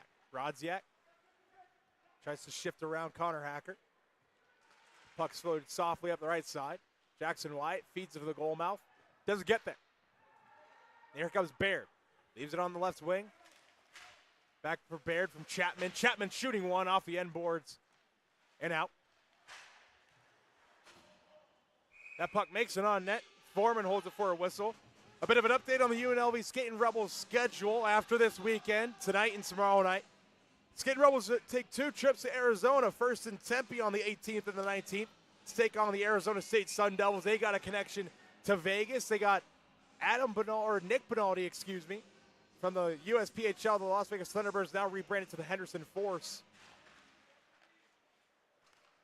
Freshman defenseman, and then the week after, the Rebels head to Tucson to take on the Arizona Wildcats at the Tucson Convention Center. The TCC, where the Tucson Roadrunners play, Guilty in the American Hockey League. It's always entertaining whenever UNLV plays. ASU normally gets some pretty close, pretty fun games. Them in Utah, there's always fun games with those two schools right there. And when UNLV comes back, they do play Utah They do play Utah in the month of November after they come back from that road weekend. They play 5 weeks in a row, Gildy, and then they finally have a week off as we have another stoppage of play.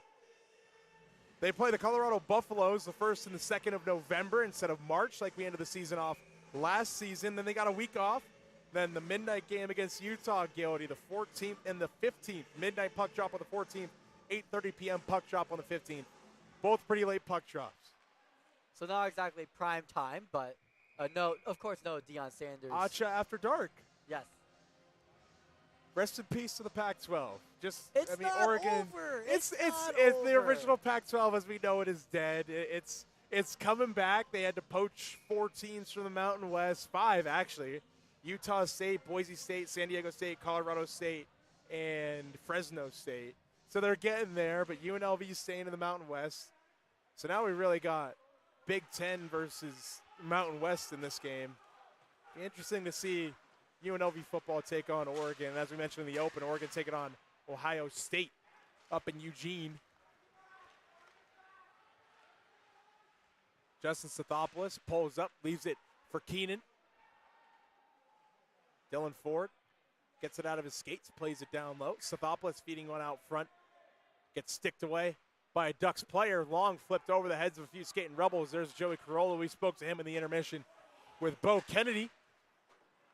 That puck sent right back in. Dylan Ford, the third-year defenseman, tries to send it up ice. Strike pokes it away. Parker Williams wins the puck battle, though. Here's Williams. Sends it cross corner. There's Dylan Jensen, the latest goal scorer, getting after it.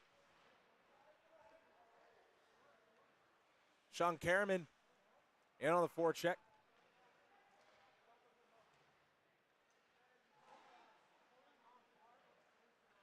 Puck skips out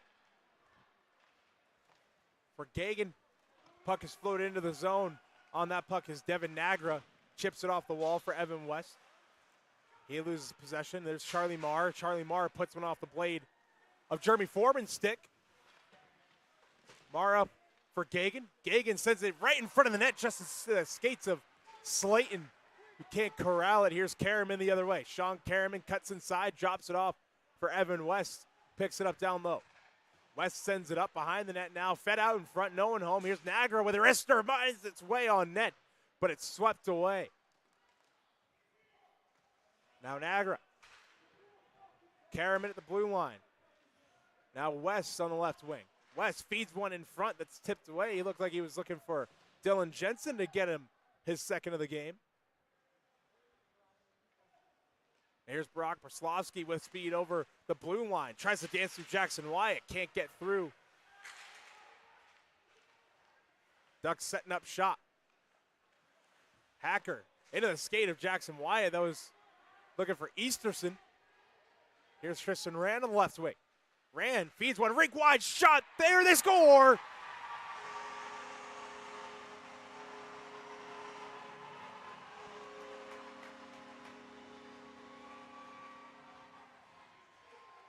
Cole Wyatt, one of the leading point getters last season for UNLV, finds himself on the score sheet in the home opener. Right when Oregon started to get more comfortable, gain some good opportunities on their offensive zone, UNLV, they get a goal extending the lead to 4-0. Great shot there by Cole Wyatt. And him and Gallant, both of them, two of the top point getters of this team. When you get your top scorers on the score sheet in one game, that's a good sign. It's always a good sign.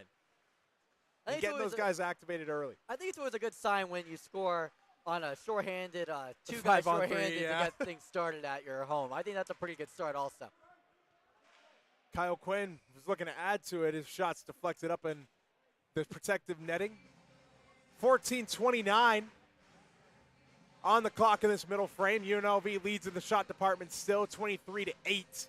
But Dom, a whole lot of good everywhere. The social media team getting the big support from Bleacher Report today. Yep.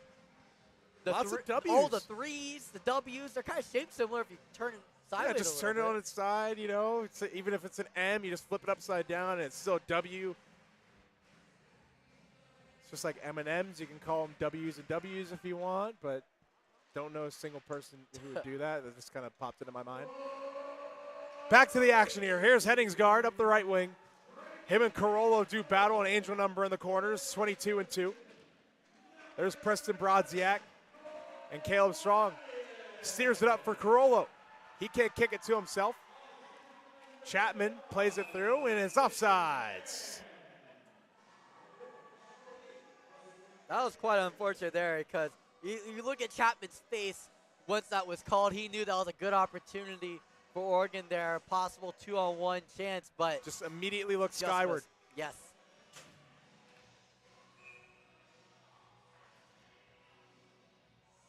Face off just outside the zone. Oliver Band, Esposito. Esposito wins it. Lars Kroos' shot is blocked by Joey Carollo. He felt that one. Here's Band. Oliver Band gains the zone. And we got a stoppage. Penalty. It's going to be roughing.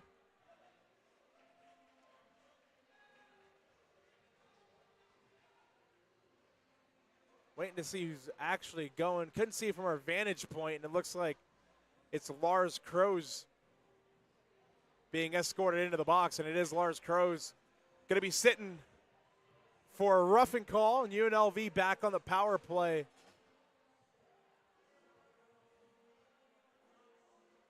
And this UNLV power play didn't look very good in Lindenwood, and also didn't look good in their first one against Oregon. Let's see how they do here in their second power play of the night. Shot by Strong, just misses the cuff of the glove of Serban. Up top, Devin Nagra. Left side, Strong. Rink wide feed. Shot by Brodziak. Shouldered away. Stick down by Strong on the left wing. Here's Brodziak on the right again. Up top, Nagra. Nagra shooting one through traffic into the duck crest of Serban. He'll hold on for a whistle. A minute 37 to go on the man advantage. Still a lot of time on the power play. Good job keeping it in your offensive possession. Only thing there, maybe try to shoot a little bit lower, maybe get off the pad instead of a game frozen, but other than that, good opportunity there for UNLV. And their power play is starting to build a little bit there, Gildy. It looks a bit better in the first 23 seconds than it did in that first attempt. They looked more comfortable, more loose out there. Justin Sothopoulos gets tossed from the draw. Preston Brodziak directing traffic up top with Devin Nagra. That draw is played immediately to the half wall and sent out of the zone.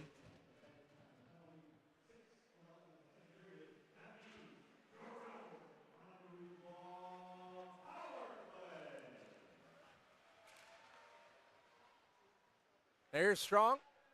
Feeds to the right side. Fed down low. There's Brodziak back up top. Sent rink wide. That first power play unit for the Rebels still out there. Jeremy Foreman stops that up. Plays it through. Nick Slayton takes a tumble into Foreman's pads. Rand leaves it on. Up top, Jackson Wyatt. 50 seconds to go now. Cole Wyatt Jackson with a drive. Steered away. Matias Dalmonte now on the left wing boards. Swings it over to Cole. Cole has that hop over his stick. Jackson waves him off. Starts directing traffic with that bottom hand. Here's Jackson Wyatt.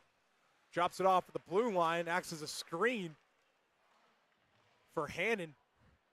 That puck sent in deep again. 20 seconds to go on the man advantage. Bradley Gallant gets sent to the ice. There's Hayden Siegel. Evan West, picked that one up. Now here's Dalmonte. It's Dalmonte down low. And a shot from a tight angle gets steered up into the glass. 6 seconds to go on the power play for UNLV. And now it looks like it kind of slowed down. Yeah, it really slowed down. Also, the quality of shot, just like what you said. A tight angle shot there.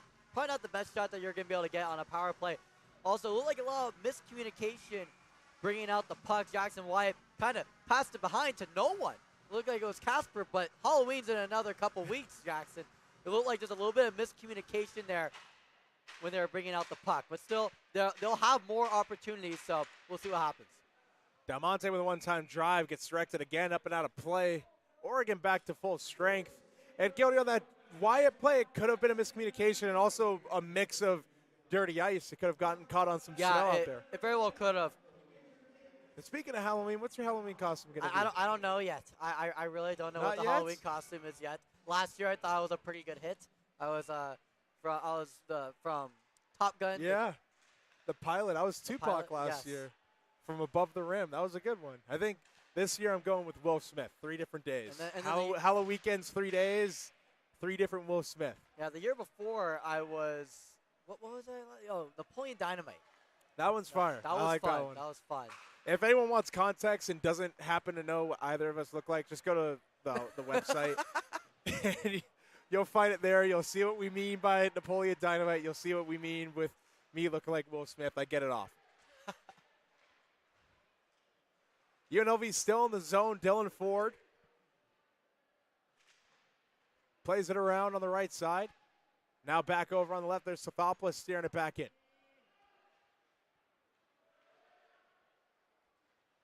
Now the Ducks coming the other way. Carollo feeds it back up to Sothopoulos. He gets stopped up at the line. And Parker Williams sends Chapman to the ice. Here's Carollo. Taking this himself. Gains the offensive zone. Leaves it for Keenan Roning. Keenan shooting one. Deflects it up high into the opposite corner. Keenan gets changed. Now here come the Ducks the other way. They're going to send that one over to Kyle Quinn, who sweeps it back up ice. Now here's Dylan Jensen, just offsides. Yeah, it's a real uphill battle for Oregon. Because not just that they have to kill a penalty, but they also got to figure out how they're going to get that line change in this long line change period in the second. I feel like they're doing an okay job with it. There's only so much they can do. UNLV is just a faster team, so even when Oregon gets a break, UNLV is able to recover pretty quickly, and that's how it's been tonight with UNLV up 4-0. Something we haven't talked about in a minute, Gildy, was the long change period. And it definitely comes into a factor when you're playing defense throughout most of the period. It's harder to get those line changes, and your defense gets more and more tired as the game goes on. Yeah, exactly. Regardless, you're going to have farther distance to travel back to your bench if you're in your own end below the goal line, if you're just hemmed in the whole time and got another stoppage to play for a hand pass. And those are what you pray for when you're on defense and in that long change period. High stick, hand pass. Any stoppage. Any stoppage. If you're hemmed in, get any stoppage. It doesn't help you much because, I mean, you still have a defensive zone draw. You have to win the face-off. You have to break the puck out, but at least getting fresh legs out there helps. And then when you're in the offensive zone, you're really in control because you're closer to your own bench. You can rotate players the way that you want and also keep that defense tired, keep them out there.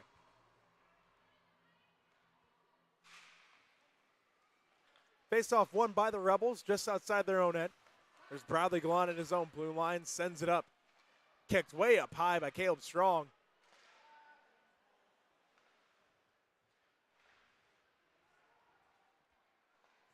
And now fed on, save made. Now here's Preston Brodziak touching up, and we got a holding penalty. Looks like on Caleb Strong. He comes straight to the official to plead his case, but he skates away frustrated. Obviously, the official didn't hear him out there. Oregon going back to the power play here. Caleb Strong for a hold. Tonight so far, it's really looked like when UNLV's been on the penalty kill, they've been playing a little bit more loose. I think it might just be the extra space on the ice, or it might just be that they're able to dump off the puck and then get there first. I really feel like that's a big factor, especially with the speed that we've been talking about. UNLV, Gildy, in our 3 years of working for this team, they've always thrived on that PK, just being able to play loose, play fast. And a shot in tight, save Foreman. Didn't even look like he saw that when he just was in the right position there, Gildy.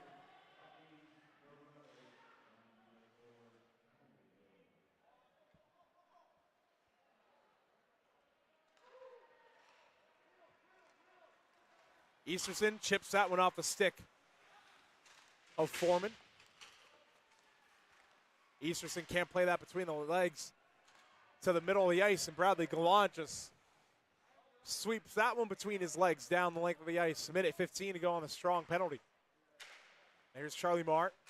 Tries to flip that one through. Gets chopped away by Jackson Wyatt. Kyle Quinn can't send that one through. That gets right into the shin pads of Charlie Marr. Ronan Keenan picks this one up, retreats ice. And Keenan plays it back for Quinn. Quinn just rifles that one. An eye-level slapper. Down 200 feet, 50 seconds to go.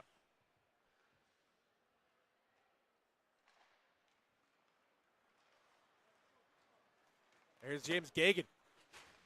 Takes a bump from Jackson Wise. Sothopoulos into support down low. Fed out in front, loose puck. Slayton shoots one, blocked off the head of Jackson Wyatt, and he's hurt. Jackson Wyatt looks like he might have taken that in the ear. Yeah, it looked like Jackson, right when that shot hit off, looked like he was grimacing with pain and holding towards that right ear. And of note for Jackson Wyatt, like many players on this team and really around the country, they don't have ear guards in. Ear guards aren't mandatory. Now, you've had a lot more ice hockey experience than me, but how's the puck with the ear? How big of a is it? Does the helmet protect it at all? Is it going to be? You can see on a few of them. It's pretty. You can get hit square in the ear there. I personally don't use ear guards. Yeah. It's a comfort thing and it's a style thing. Really depends on the player. Tipped on net. Foreman seal on the bottom. And Charlie Marr reintroducing himself to the captain, Matias Del Monte, as well as Dylan Jensen and Evan West out in front. A really good job there to keep it in there. It looked like it was going to get the 5-hole there, but Foreman did a good job not letting it go through. Defensive zone draw. Won by Charlie Marr. Gave Bradley Gallant a little bit of a headbutt coming out of the dot there. Preston Brodziak breaks up James Gagan's shooting attempt, and here's Bradley Gallant, the first one in on that clearance. Behind the net, sweeps it back up. Brodziak settles it down. Brodziak skates through Henningsgaard.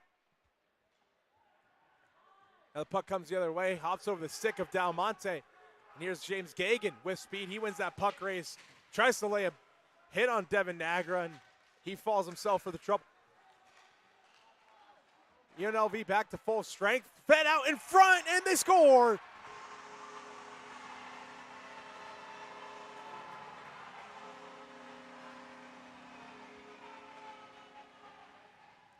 Trying to see who the first person to the line is, and it looks like it's Preston Brodziak, who breaks through for the first time for the Rebels. Wish we could have seen that one, but Preston Brodziak gets his first as a skating Rebel. Yet another one tonight, Gildy, and UNLV up 5-zip. Another one of the new additions of this skating Rebel team getting a goal in their home opener. Congratulations, Preston, on your first goal at City National Arena. Gonna have a plethora of guys to choose from for the post-game interviews here, Gildy, as the Rebels chant starts in the crowd. Yeah, I think honestly we just go into locker room. I guess raise your hand if you want to get interviewed, because honestly, we could choose anyone. Not many of them will raise their hand. Full disclosure, we force them to do every single interview. Most of them. No, they want their parents to see them doing the post-game interview. Some of them just don't like the camera, and it's okay. It is A-okay. Now that would be a fun intermission segment if we did a media training, but like behind the scenes of it. A shot there, blocked out in front. Preston Brodziak has announced as the goal scorer, his first as a skating Rebel. And a big-time hit in the corner. Dylan Ford just absolutely tattooed a duck in the corner, getting the number.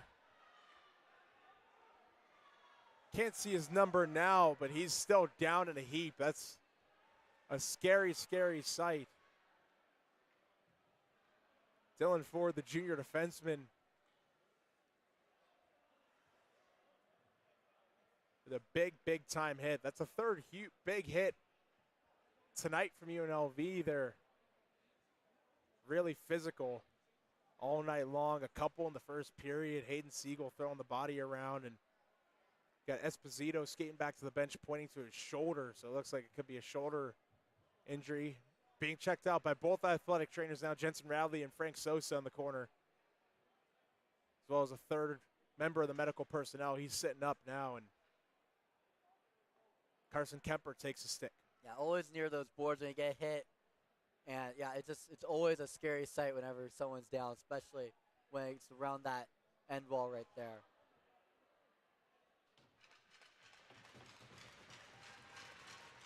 The injured Duck is back up, skating now under his own power. It's number 15, not listed on our roster sheet, but we'll get you a name as soon as possible. Or his number 19, excuse me. It's Jacob Sanger.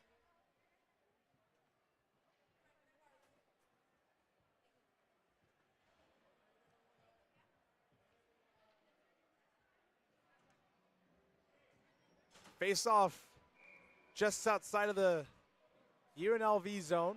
Ronan Keenan's going to dig in against Brock Brslowski. Tied up. UNLV comes away with possession.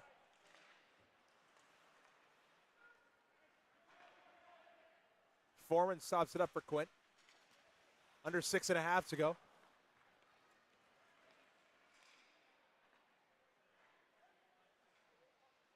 Now Keenan feeds it to the slot that gets tipped away. Gets on his own loose puck. Backhand drive for Keenan. Gloved in hell by Serbin. He's trying to add on to the new additions that get a goal in the first game at Signet National. Keenan was trying to get one there at the backhander. Keenan looking for his first. He's still out there digging in for another draw.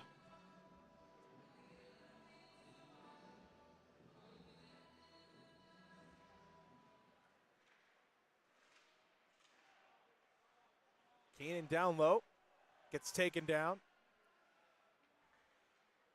There's Stathopoulos up top, Wyatt.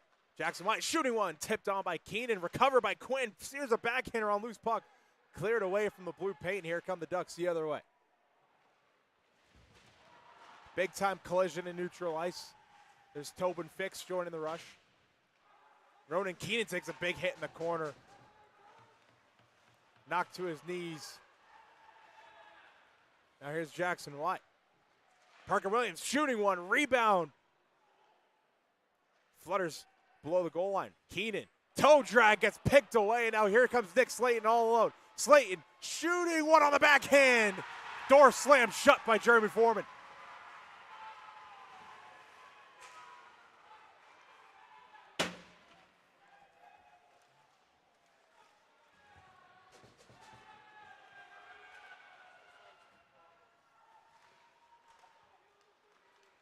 Mess of the neutral zone. Evan West steers it away, gets a pass from Williams. West feeds it across, and we got a delay penalty coming up on the Ducks, and they touch up. That's Nick Slayton. Foreman just got outside of his own zone.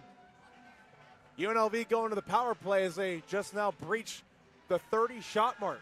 Yeah, we didn't talk a lot about Foreman so far in the first and second period because he hasn't faced a lot of shots, and when he has, they've been mostly odd-angle shots, but that was a really good opportunity that he has made a good premier save in opening night here.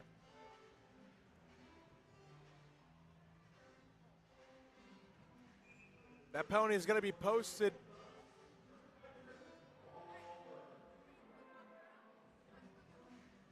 We don't have a number 4 on our roster sheet as well, so we'll wait for the official announcement.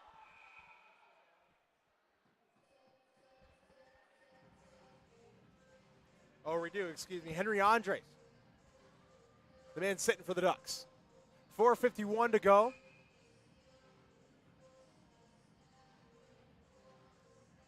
Three seconds ticked off that UNLV power play. Preston Brodziak just scored his first goal in the Scarlet and Gray.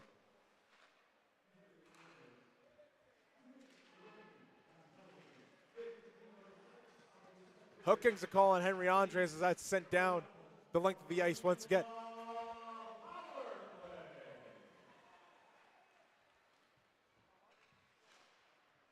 Here's Brodziak, feeds it up the right wing boards. Fed down low.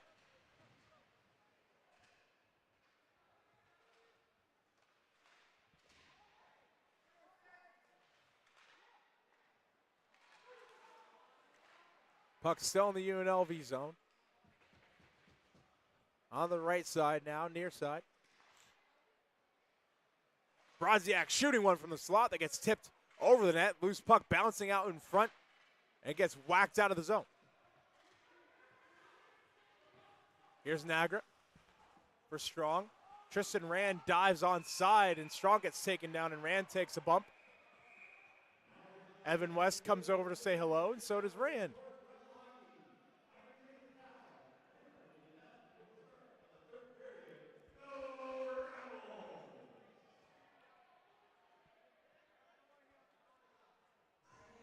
We're kind of, I would say, in like the dog days of this game right now, Dom. And back in the second period, 5-0 lead for UNLV. I mean, there's not really anything new really going on. It just kind of, I really feel like going through the motion. It's going to be who's next for UNLV, I feel like. Certainly with the way this period's going, it could very well be anybody. As they gain the zone once again, here's Matias Dalmonte, feeds it point to point. Up top, Jackson Wyatt. Jackson Wyatt shooting one into the glove of Serbin.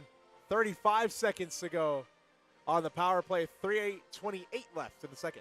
Yeah, good to see Jackson back in the game after taking that block shot. It looked like it was to his head or ear area, somewhere around there, because that's where his hand was right after the puck was shot. But good to see him back in the game. Here's Jackson. Fans on that pass, but still gets over to Dalmonte. Dalmonte stops up, puts the brakes on, feeds it down low. Here's Evan West. West up top, over to Jackson. Now back over to the right side half wall. Rink wide Dalmonte, that hops off his stick. 15 to go on the power play. Rink wide once again. That's Cole Wyatt. Now Evan West. That West jamming one at the net. Loose puck. Jackson Wyatt shooting one. Big time block by Nathan Hannon out in front. And Serbin was completely down and out. A yawning cage guilty. Yeah, it really was. I was going to say that could have very easily been a goal for Jackson Wyatt. And then both of the Wyatt brothers would have been able to get a goal tonight. I don't believe that's happened ever, actually, Gildy. That might be a good stat. Here's Dylan Jensen up the left side. Gets that poked away by Hacker off the wall for Karaman. And here comes Henningsgaard. Chips it around Dylan Ford. Carollo back out there. Jensen overskates the puck. He gets pressed against the wall by Hacker. Henningsgaard. Now Karaman. Parker Williams sweeps it off the wall and out of the zone.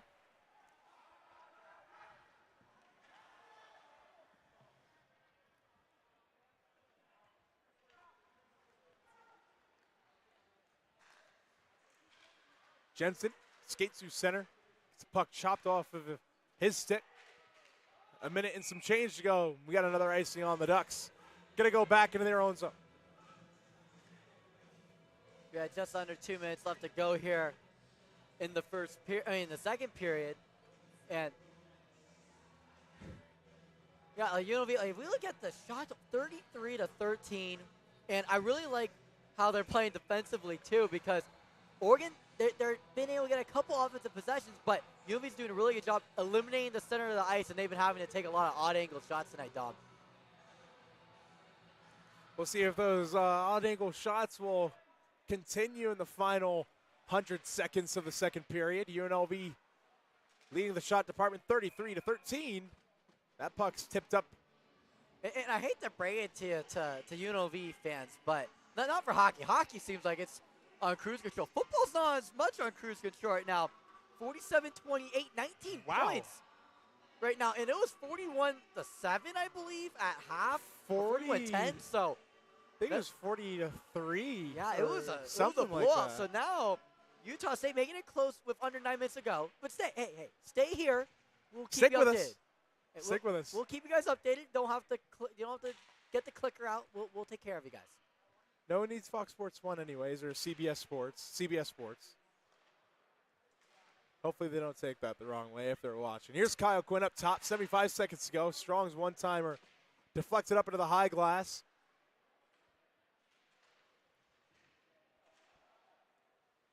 And a stoppage of play, a penalty.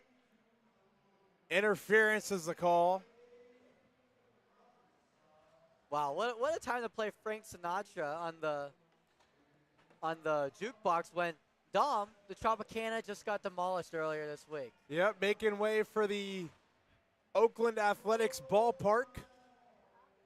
And it was a spectacle. Did you get to watch it all, or maybe even on film, I watched the clips. Implosion? I watched the clips. Very cool. They put up the A's logo after. That was I did see truly that. special. That was kind of cool. It's kind of insult to injury for everyone in Oakland. It really was, but also everyone's like, it's never been official. They haven't done all the paperwork yet, but it looked pretty official. I mean, the relocation was agreed on. It was. And the financing was just approved for that stadium project, but a lot of people are skeptical as we're in the final minute of the second period here at City National Arena. Axel Wyatt takes a penalty for interference. The third Wyatt of the game. Here's Caleb Strong, feeds it rink wide. Shot there, deflected wide, final half minute. Strong again, gets pickpocketed, shot there into the glove of Serbin. That was Tristan Rand with the quick release. Yeah, the power play right now has just been a little bit dry for UNLV. I feel like it started last weekend. It's continued a little bit to here. Now, what I really feel like, Dom, is just they got to get that one goal, and then it really tallies on to more and more. I mean, we saw it last season. They scored like we'll a third come back. of their power plays. Well, we'll come back in the third period with that stat for you, but in that 12-0 game, I believe most of those goals were scored in the second and third period. We'll correct ourselves if we're wrong. Matias Del Monte gets taken down. And a shot goes wide. Final 5 seconds. And that'll do it. Through 40 minutes, it's all UNLV. 5-0 score. 35-13 shots. It's just tough sledding here for Oregon. They've done I think everything they really can. It's just they had one opportunity to get a goal. They didn't get it. They've had a lot. They've had to settle for a lot of odd angle shots because UNLV's defense has done a really good job forcing the puck to go to the outsides. And Foreman's done a great job at the net. So UNLV keep on piling up the goals, up 5-0 right now, Dom. 40 minutes down, 20 minutes to go. UNLV and Oregon still doing battle here at City National Arena on opening night of the 2024-2025 season for the Skating Rebels. More hockey coming right around the bend. Stay with us.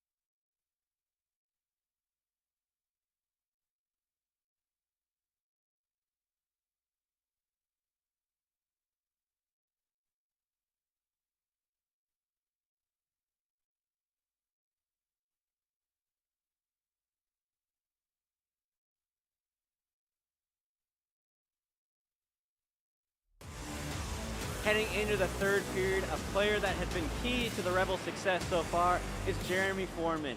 The goalie, we talked about him in the pregame. He's faced 13 shots so far and saved every single one of them, including a 5-on-3 opportunity and a breakaway opportunity in that second period for Oregon. If UNLV wants to continue their success, he's been the key to that. Let's head over to Zoe Salas, who's with Cole Wyatt. Ending the second period, now we're here with Cole Wyatt. Cole, you scored the 4th goal of the game. Walk me through it. How was it? Yeah, I think it was Jackson who drove the net hard, and Randy made a nice cross-ice pass to me, and I was able to get a quick shot off and find the back of the net there. How do you feel like Oregon was playing in this period versus the first one? Yeah, this is a different Oregon team that we've seen in the last couple years. You know, they're young, they're fast, they're playing physical. They came at us with another gear that last period, and they're going to come out even harder in the third, so we just got to keep playing our game and keep working hard. How do you continue to keep playing as well as you guys are doing for this third period and closing it out tonight? Yeah, we just got to keep playing at one level. Don't play down to any team or play to our game all the time, 60 minutes, and we're just going to look to get a W here. Thank you so much, Cole. Dom and Ryan, let's get it back to you. Thank you, Zoe. Thank you, AJ. Third period on tap here at City National Arena through 40 minutes. UNLV leading in the shots department, 35-13. Neither team scored to the power play, 8 penalty minutes each. Oregon, hey, just get one. Get one this period. Maybe it can build into something. As for UNLV, stick the landing here. 20 minutes to go. Yeah, and I agree. Most of the time against Oregon, it's a little bit of a bumpy landing. They do land successfully. They do win. But it's normally a little bit, it's really chippy. A lot of turbulence on that way down. Let's see how this game turns out in the third period. 20 minutes to go here on opening night. UNLV leading 5-0. If you're just now joining us, thanks for joining us. Here's Preston Brodziak behind the net. Looking from the goal line up top. There's Devin Nagar. Caleb Strong, top of the circle. Rink wide, Brodziak. He's looking. Nagar up top. Shooting one. Steered away by Serban. Now here's Strong again. Nagra, Brodziak. Down low, Gallant. Up top, Nagra skips over his stick. UNLV with a handful of carryover power play time. 45 seconds gone. Here comes Devin Nagra.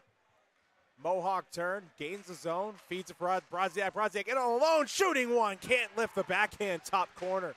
Preston Brodziak looking for a second of the night there. Oregon back to full strength.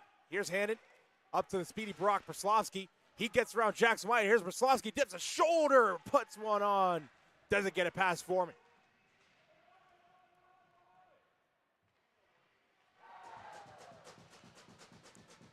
Here's Braslovsky. Turns away from pressure. Heads back north, shooting one. Deflected away and out of play. Yeah, Braslovsky is one of those shorter guys, but he's really crafty, really speedy, and really close there to finding the back of the net for Oregon. And a fun little tidbit, this is per sources a couple years ago. Brock Braslovsky was actually talking to UNLV. This is from what I heard. It's from what I heard. This is what I've been told. Sources close to the situation, sources familiar, whatever you want to say. So it's pretty cool. Pretty cool fit, and regardless, just imagining Brock Braslovsky in a Ducks uniform. Be pretty crazy. Yeah, he's a good player. He's short, he's shifty. He's that kind of guy that UNLV likes having their roster as.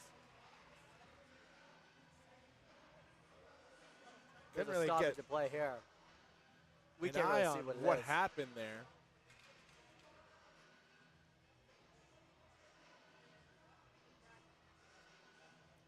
We'll take a look at our end really quick.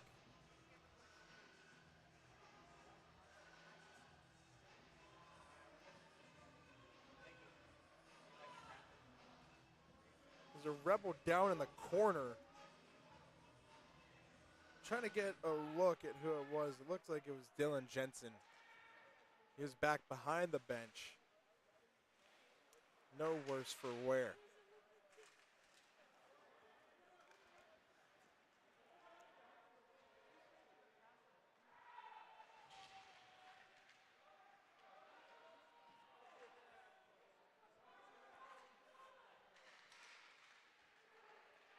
Here's Voiles shooting one through traffic into the glove of Jeremy Foreman and held for a whistle.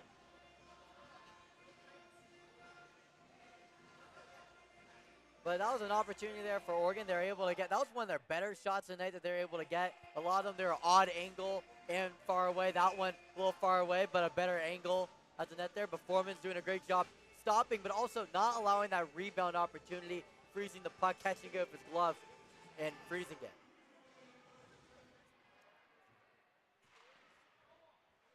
The puck's gloved down by Tobin Fix, but they call it a hand pass. That looked like a pretty clear hand pass there. Jumped up, tipped the puck in front of him, and if your team catches it, and that's what Oregon did, they get the hand pass there. Now we'll get things started right on the blue line. Face-off won by Henningsgaard.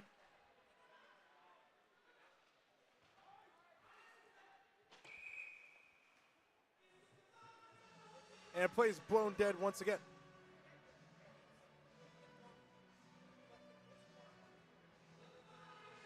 Now, Oregon, you're down by a lot, but also at the same time, you can work on some new things right now. Because remember, they're playing again tomorrow night, and let's say they play an even period tonight against UNLV. If it is even in the third period, it gives you some momentum going into tomorrow. Still a lot to play for. Obviously, yeah, you can come out with a series split. You can do whatever you need to do. That face or that play is blown dead right off the draw. UNLV leading in the shot department still 35-15. It seems like their shots have slowed down a little bit, Gildy, but not too much. Yeah, but you're not going to win a lot of games if you're shooting 20 less shots than your opposing team. Sometimes your shooting percentage is that good, but it's very, very rare. And that's why it's not many. Strong up top, return pass from Wyatt, feeds one on Brodziak in his skates. He and Voiles go in the corner. Knifed on by Brodziak. Bradley Gallant soccers it into himself. Kyle Quinn pumps. Tries to get it to Caleb Strong, just goes underneath the blade of his stick.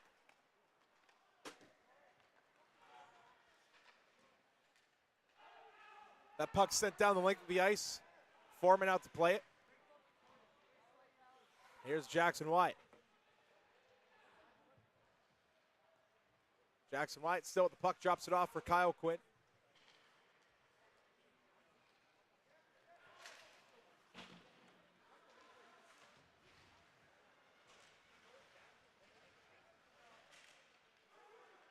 Puck can't go through traffic. Easterson up ice for Esposito. Easterson puts one through traffic, but it gets blocked, and now here's Hayden Siegel up the right wing. Siegel can't get it to Evan West, that careens off his skate. Nagra along the Ducks bench. Sends it in. Andres gets pressed up against the wall by Evan West. West plays it through for Siegel. Siegel along the ice. Pass gets picked off by James Gagan. Gagan gets stood up by Siegel just inside the zone.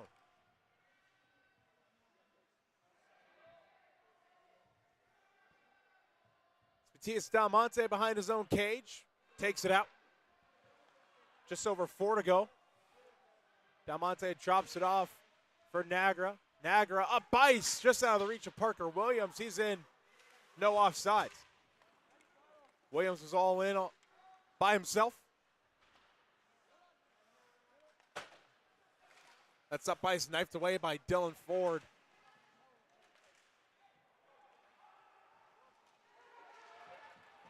Now here's Carollo. In his own end, Joey Carollo.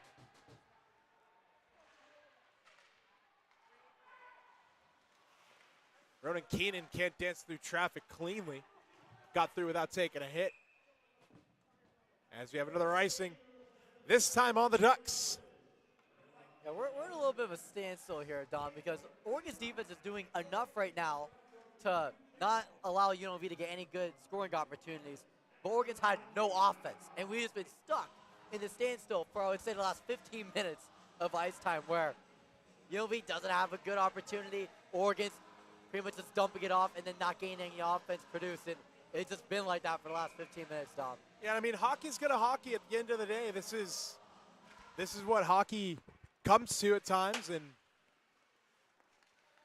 just got to deal with it. Here's Cole Wyatt. Toe drag gets his stick lifted by Tobin Fix, rocking the alternate A, or the assistant captain A. 5 minutes gone officially in this third period of play.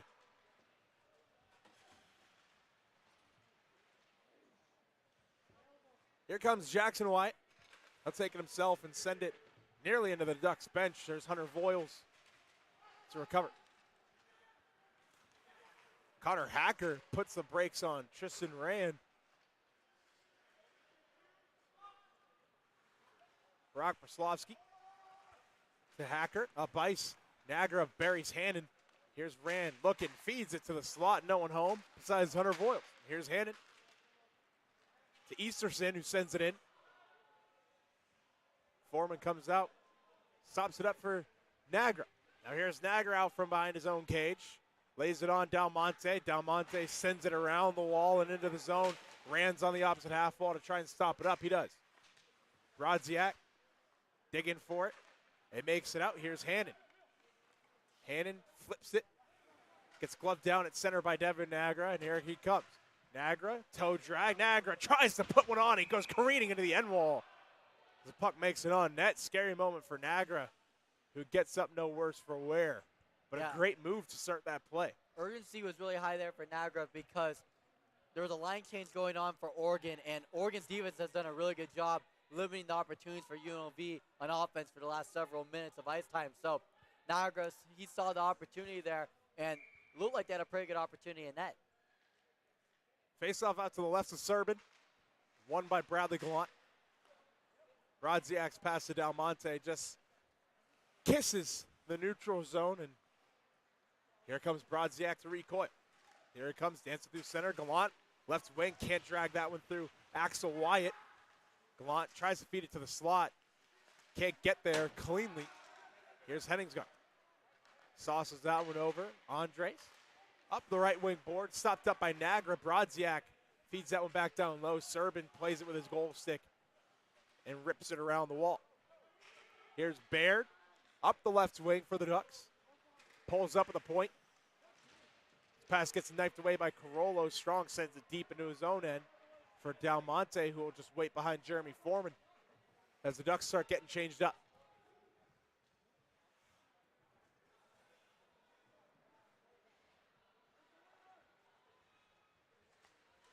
Here's Parker Williams up the left wing, feeds it to Stathopoulos. It just rolls off the blade of his stick. Touch pass to Ford from Carollo. He shoots one that goes right into the glove of Serb, and he'll hold for a whistle. And Gildy, speaking to Stathopoulos in the first intermission, he talked about that breakaway that got called back. Found out that it was because Hayden Siegel left the box too early. So you have that play get called back, and then he just missed the net. And he told me, like he told me all last season, he said he feels one in him, and you can see the confidence as he drove the net there. Yeah, that was really confusing what happened there. Now it makes a little bit more sense. I was let out of the box early. Into the slot, Parker Williams can't whack that on net. Stathopoulos looking for his first of the year. Just as Stathopoulos, as that puck goes out of play, he had a great ending to the national tournament. I mean, in that semifinal game against the University of Central Oklahoma, he scored twice. And being a freshman, that was a really huge performance for him in such a deep playoff game like that. Yeah, when we talk about breakout players on this team, Stathopoulos is right on the top of that list.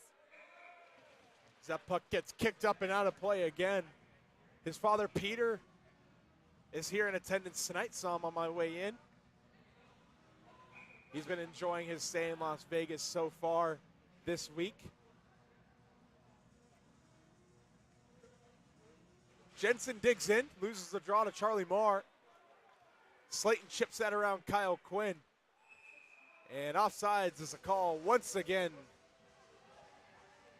12-12 to go. UNLV just 3 shots away from the 40-shot mark. Yeah, a couple of times tonight. Oregon's just got to work on their controlled breakout because it looks a little bit too uncontrolled right now. And whenever they've had good breakouts, it's been offsides. And if they just get a little bit more coordinated on it, there's a couple of good offensive zone opportunities that they've missed out on. Here's Hacker. His pass is intercepted. Jackson Wyatt gets around his man, feeds it to Jensen. He fans on it. Loose puck. Gets whacked out of the zone.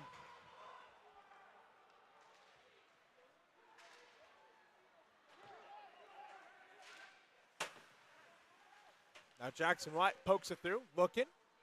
Dances outside, now behind the net. Hayden Siegel picks that one through. Jackson Wyatt gives chase. Gets body possession on Voiles with a ballerina type spin. And now here's Kyle Quinn in his own end.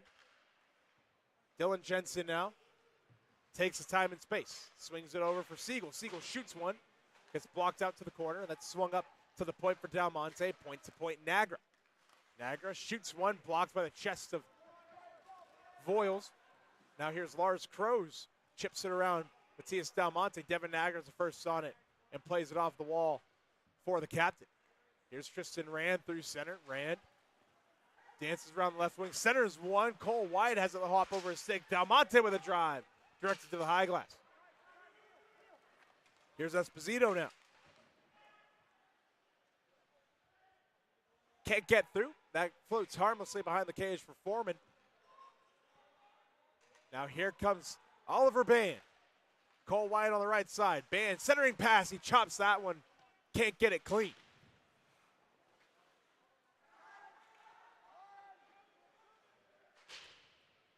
Dalmonte gloves it down. Jumping at the point. Henry Andres plays it back. It gets floated out by Henningsgaard. Band picks it up at the red line. Cuts outside and plays it off the wall. Gets around Henningsgaard, but can't get the puck before Henry Andres gets to it. Crollo up ice. Band tips it in halfway through the third period. Here at City National Arena, still 5-0 Rebels. That kicks off Carollo's skate, but he corrals the loose puck as it comes back to him. That's sent rink wide off the stick of Gallant. Pulls up in the corner. Gets tied up by Strike. Centers it for Caleb Strong, and he scores. Bit of an odd play there. Caleb Strong is shrugging himself. Doesn't even look too excited about it. I've never seen someone that dull-faced after scoring a goal. Strong not even going to the handshake line, just business as usual, I but guess. Normally, like, people, they score, they'll shrug, and it'll just be like an emotionless shrug and then be excited about it. I've never seen anything like that. As confused I was as about us. to say that. It was a good opportunity for UNLV. It was a little odd angle of a shot, but it was a good opportunity there. I've never seen anything like that, Dom. That is I honestly have no idea how that puck went in. Our 3 years here, that is a first. Yeah. It's a little weird. We've seen games go double digits. Even against Oregon, we've seen games go double digits. Last year. I've never seen a goal scored and that emotionless of a response from the entire team. No one really cared. Here he comes again. Drop past Brodziak.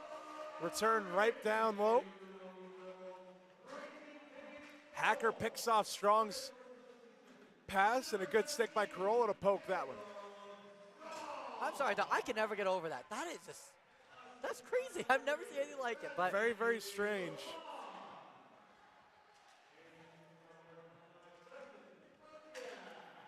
Here's Hacker in his own end, spins it off the wall. That gets played back, and here's Sean Karaman. Touches it up for Sothopoulos. Return pass.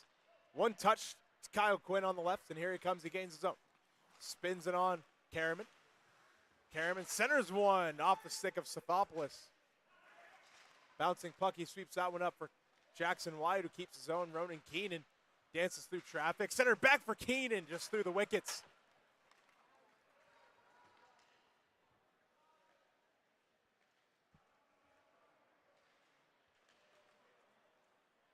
Here comes Karaman with his teammate from juniors, Ronan Keenan. Karaman's shot goes high and wide. Quinn plays it back down low, or tries to. Puck still in the zone. but blown dead for an offsides. With just under 8 to go in this one, Dom, it really feels like the chippiness is dialed down since the last period. For sure, and that was one thing that Jack Hyman said was for his Ducks team was just to keep things chilled out. And I mean, even with that really, really big hit that knocked out the Ducks player Jacob Sanger earlier, no, not much after the whistle. The most we've seen is after Hayden Siegel took that knee to the back of the head. Yeah. And that wasn't even that much either. I mean, it was a little, but nothing outrageous. Speaking of Siegel, he goes into the end wall after losing an edge. His palms go skyward immediately. He'll get back in the back check. Gives Henry Andres a bit of a chop. Lets him know he's there. And gives him a word as Andres goes back to the bench with 7 to go. Here's Dylan Jensen up the right wing. Leaves it for Cole Wyatt. Tristan Rand shooting one from the slot. Rebound loose. And a quick whistle. But regardless, no rebound was to be had there. Yeah, Dylan Jensen, new addition, but a little bit of a rookie mistake there. Went away from it, didn't go towards the goaltender Serpin there, because there could have been because that might have not been a frozen puck. It did leak out. That would have been an open goal for Dylan Jensen, but instead, he thought it was going to be frozen, skated away. Cole Wyatt shooting one off the draw, blocked away. Tipped wide by Voiles. It really shouldn't matter what the score is. You always want to play competitive and try to get the goal in whenever you can. Also, it pads the stats. This is a stat padding final 6 minutes for sure. That puck's chipped into the UNLV zone.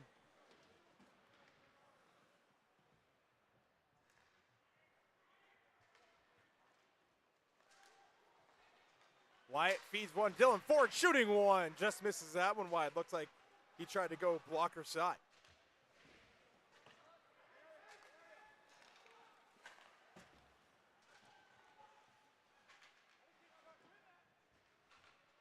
Under 6 to go now. There's Jackson Wyatt in his own end.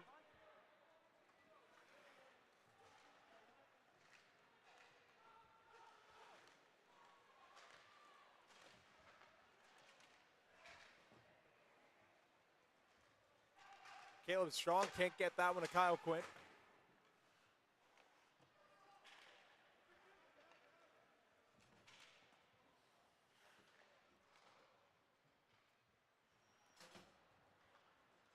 Now here's Quinn in his own zone. Under 5.5 to go.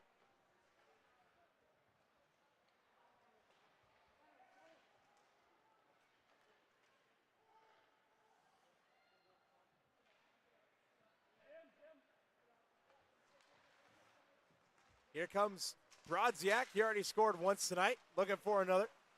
Tried to tuck it on the near post. Forsberg style. Couldn't get there. Here's Esposito. And a college football update for you. UNLV officially beating Utah State on the road. One game away from another, clinching another bowl berth. And I mean, they could have done it if they didn't lose to Syracuse last week. Dom. A heartbreaking game. The Quinn Allen was a man possessed for the Orange. 4 total touchdowns in that one as icing's waved off. And just absolutely in that, especially late in that game, Gildy. I mean, on that drive where Syracuse scored the game-tying touchdown, he runs over Jalen Catalon. And I believe a 4th and short situation, and then like a monstrous run, maybe one of the strongest runs I've seen ever. Yeah. To Jackson Woodard is run over Jackson Woodard. Not an easy person to run over, but I did feel like when Jackson Woodard had him pressed up that he had enough time where some of his defenders could have come and helped him out. But it was unfortunate that UNLV lost that one, but it's a non-conference game. They're playing now in conference. They're winning those in-conference games. That's what matters because that college football playoff, just win the Mountain West. That is what the key is. So the non-conference games, it's a bad loss, yes, but it doesn't affect really much when it comes into the college football playoff picture. And obviously their biggest competition is the still-ranked Boise State Broncos with now Heisman frontrunner Ashton Jeanty. He's a fun one. He's a fun. I got to broadcast him last year. Got to see him in person in the Mountain West Championship. A dog. Yes, He is a dog. He is.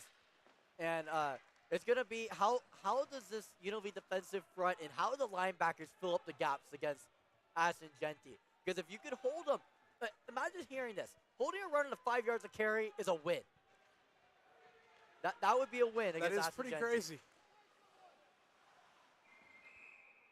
Parker Williams gets slashed, and he's laughing all the way back to the bench. Waiting to see the sentence, and it looks like it's going to be Henningsgaard going, and UNLV back to the power play. 2:55 remaining in this third period. This is really good reps that you need right now because the power play's not been looking good tonight. Very good and now power play here's reps. a time where you could wipe off the dust a little bit, get that first power play goal of the season. I know you're up by a lot, but still, you want to work on that special teams.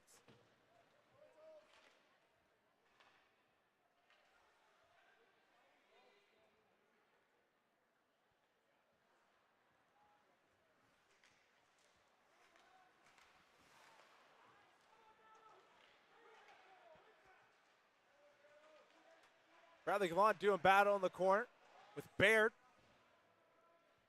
That gets kicked out. Under 2.5 to go. 1.5 minutes left on the power play. Not much going so far. Here comes Bradley Gallant. Gallant over the blue line. Pulls up at the Foley Family Wines and Spirits logo. Here's Jackson Wyatt playing pitch and catch with his brother Cole up top. Cole looking from the half wall. Down low, Evan West. Back up top, Cole. Cole Wyatt looking. Still looking up top. Jackson Wyatt with a drive. Tipped on net. Evan West jamming at it. Everyone looking for a loose puck. And Serban lays on top of it and holds for a whistle. A good job by Serban. He's faced a lot of shots tonight. 43 shots tonight he's faced it. A lot of them at that really difficult degree of to save because not a lot of odd angle shots for UNLV. They've had a lot of shots really close to the net and good quality. So I would say Serban really has dialed it in the second and third periods of this one. Here's Nagra up top. Brodziak can't feed that one through. Nagra to Strong. Here's Caleb Strong down low. Sathopoulos. Sathopoulos to Strong with a drive. Blocker save as Strong gets dumped on his keister by Hannon. 45 seconds to go on the power play. There's Brodziak holding at the point. About 1.5 minutes to go in the third. Here's Tristan Rand. Nagra. Brodziak. Brodziak looking. Can't get it to Rand, but Strong's there. Here's Nagra. Brodziak touches it on for Strong. He corrals. Back up top, Nagra. And Tristan Rand's stick goes skyward. And he has some words for Henry Andres. And he's waving by and he's pointing to the penalty box. Now he's talking to the linesman and he might have gotten a penalty too. Yeah, he did because the goal did not count by Brodziak. He scored. He looks at the crowd. He starts celebrating. Referee waves off the goal. But did you see how high that stick flew up in there? Yeah, it was almost in the netting. It went higher than where the netting is. That went a good 12 feet in there at least. So goal gets waved off and looks like it's going to be a penalty. And right now it says it's Rand on the board. Tristan Rand's posted 2 minutes.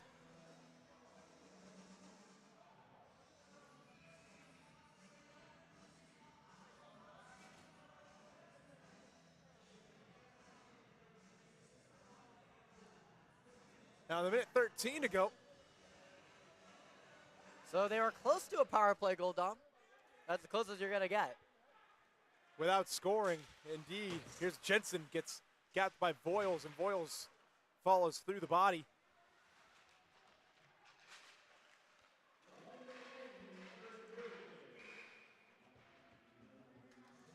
We got another whistle, 57 seconds to go. but a lot different than last year's series, not in the scoreboard-wise, but I would say the chippiness. They're playing physical, both of these teams, but they're not getting as chippy after the whistle as we might have expected going into it. With enough time played, it's definitely a possibility where the teams have cooled down a decent amount.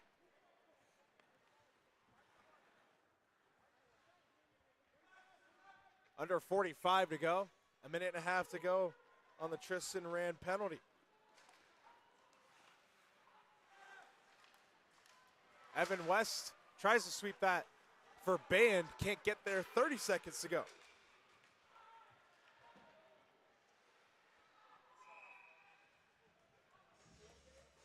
.23 seconds to go. UNLV 45 shots on net, Oregon 17. Yeah, now it's both teams looking forward to tomorrow night, what both teams need to do. And for UNLV, it's going to be working on that power play. That power play was not as efficient as they would have expected tonight. And Oregon, we'll talk about it after the game, but focusing on how that defense looked in the back end, just the offense just was not there for Oregon at all tonight. They're going to need to find a way to score some goals or at least keep some out. The best offense is, or the best defense is always a good offense. And here comes Bradley Gallant with speed. Gallant up the right wing boards, puts one on, steered to the side by Serbin. Final 5. And Brodziak's going to take this puck. And that'll do it. Strike collides with Brodziak, and he goes nose to nose with him, and he starts pointing to the scoreboard. And that'll do it. The Skating Rebels make it 6 wins out of 6 games against the Oregon Ducks. 6-0 win over Oregon in their home opener, and a shutout in Jeremy Foreman's first ACHA start.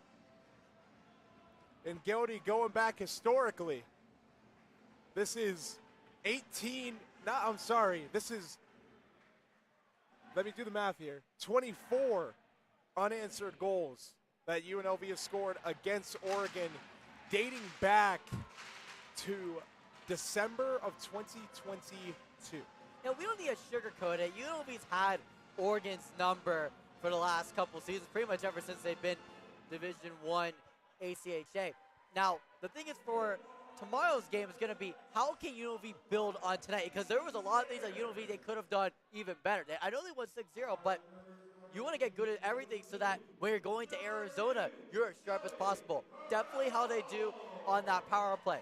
Then for Oregon, it's going to be, can they get one in this series? They haven't been able to get one in the last couple series. Now, what they need to do, their defense looked better in the last 2 periods, but they haven't been able to generate any offense. And it's really their controlled breakouts. They were uncontrolled in this game. Too many offsides penalties, and that really hurt them in a couple possessions tonight. So can they get a good controlled breakout and continue the defense in the last 2 periods? And for UNLV, it's going to be doing better on that power play. Other than that, just play loose, because they looked really good in that first period, how loose they looked. UNLV with a chance to replicate tonight's performance. And Oregon with a chance to right the ship Saturday night. So, final score once again, 6-0. The Skating Rebels take down the Oregon Ducks in their home opener. And now we're going to be saying good night. Puck drop tomorrow night at 7:30, right back here on YouTube at City National Arena. Ducks and Rebels rounding out their home opening weekend. On behalf of myself, Dominic Lavoie, Ryan Gilder, AJ Reed, Zoe Salas, Bo Kennedy, Jack Bridges, Kyle Kimsey, Rolando Guerrero, and everyone else here at the UNLV Skating Rebels broadcast crew. We're going to say good night from City National Arena. Thank you for watching. We hope to see you here tomorrow night.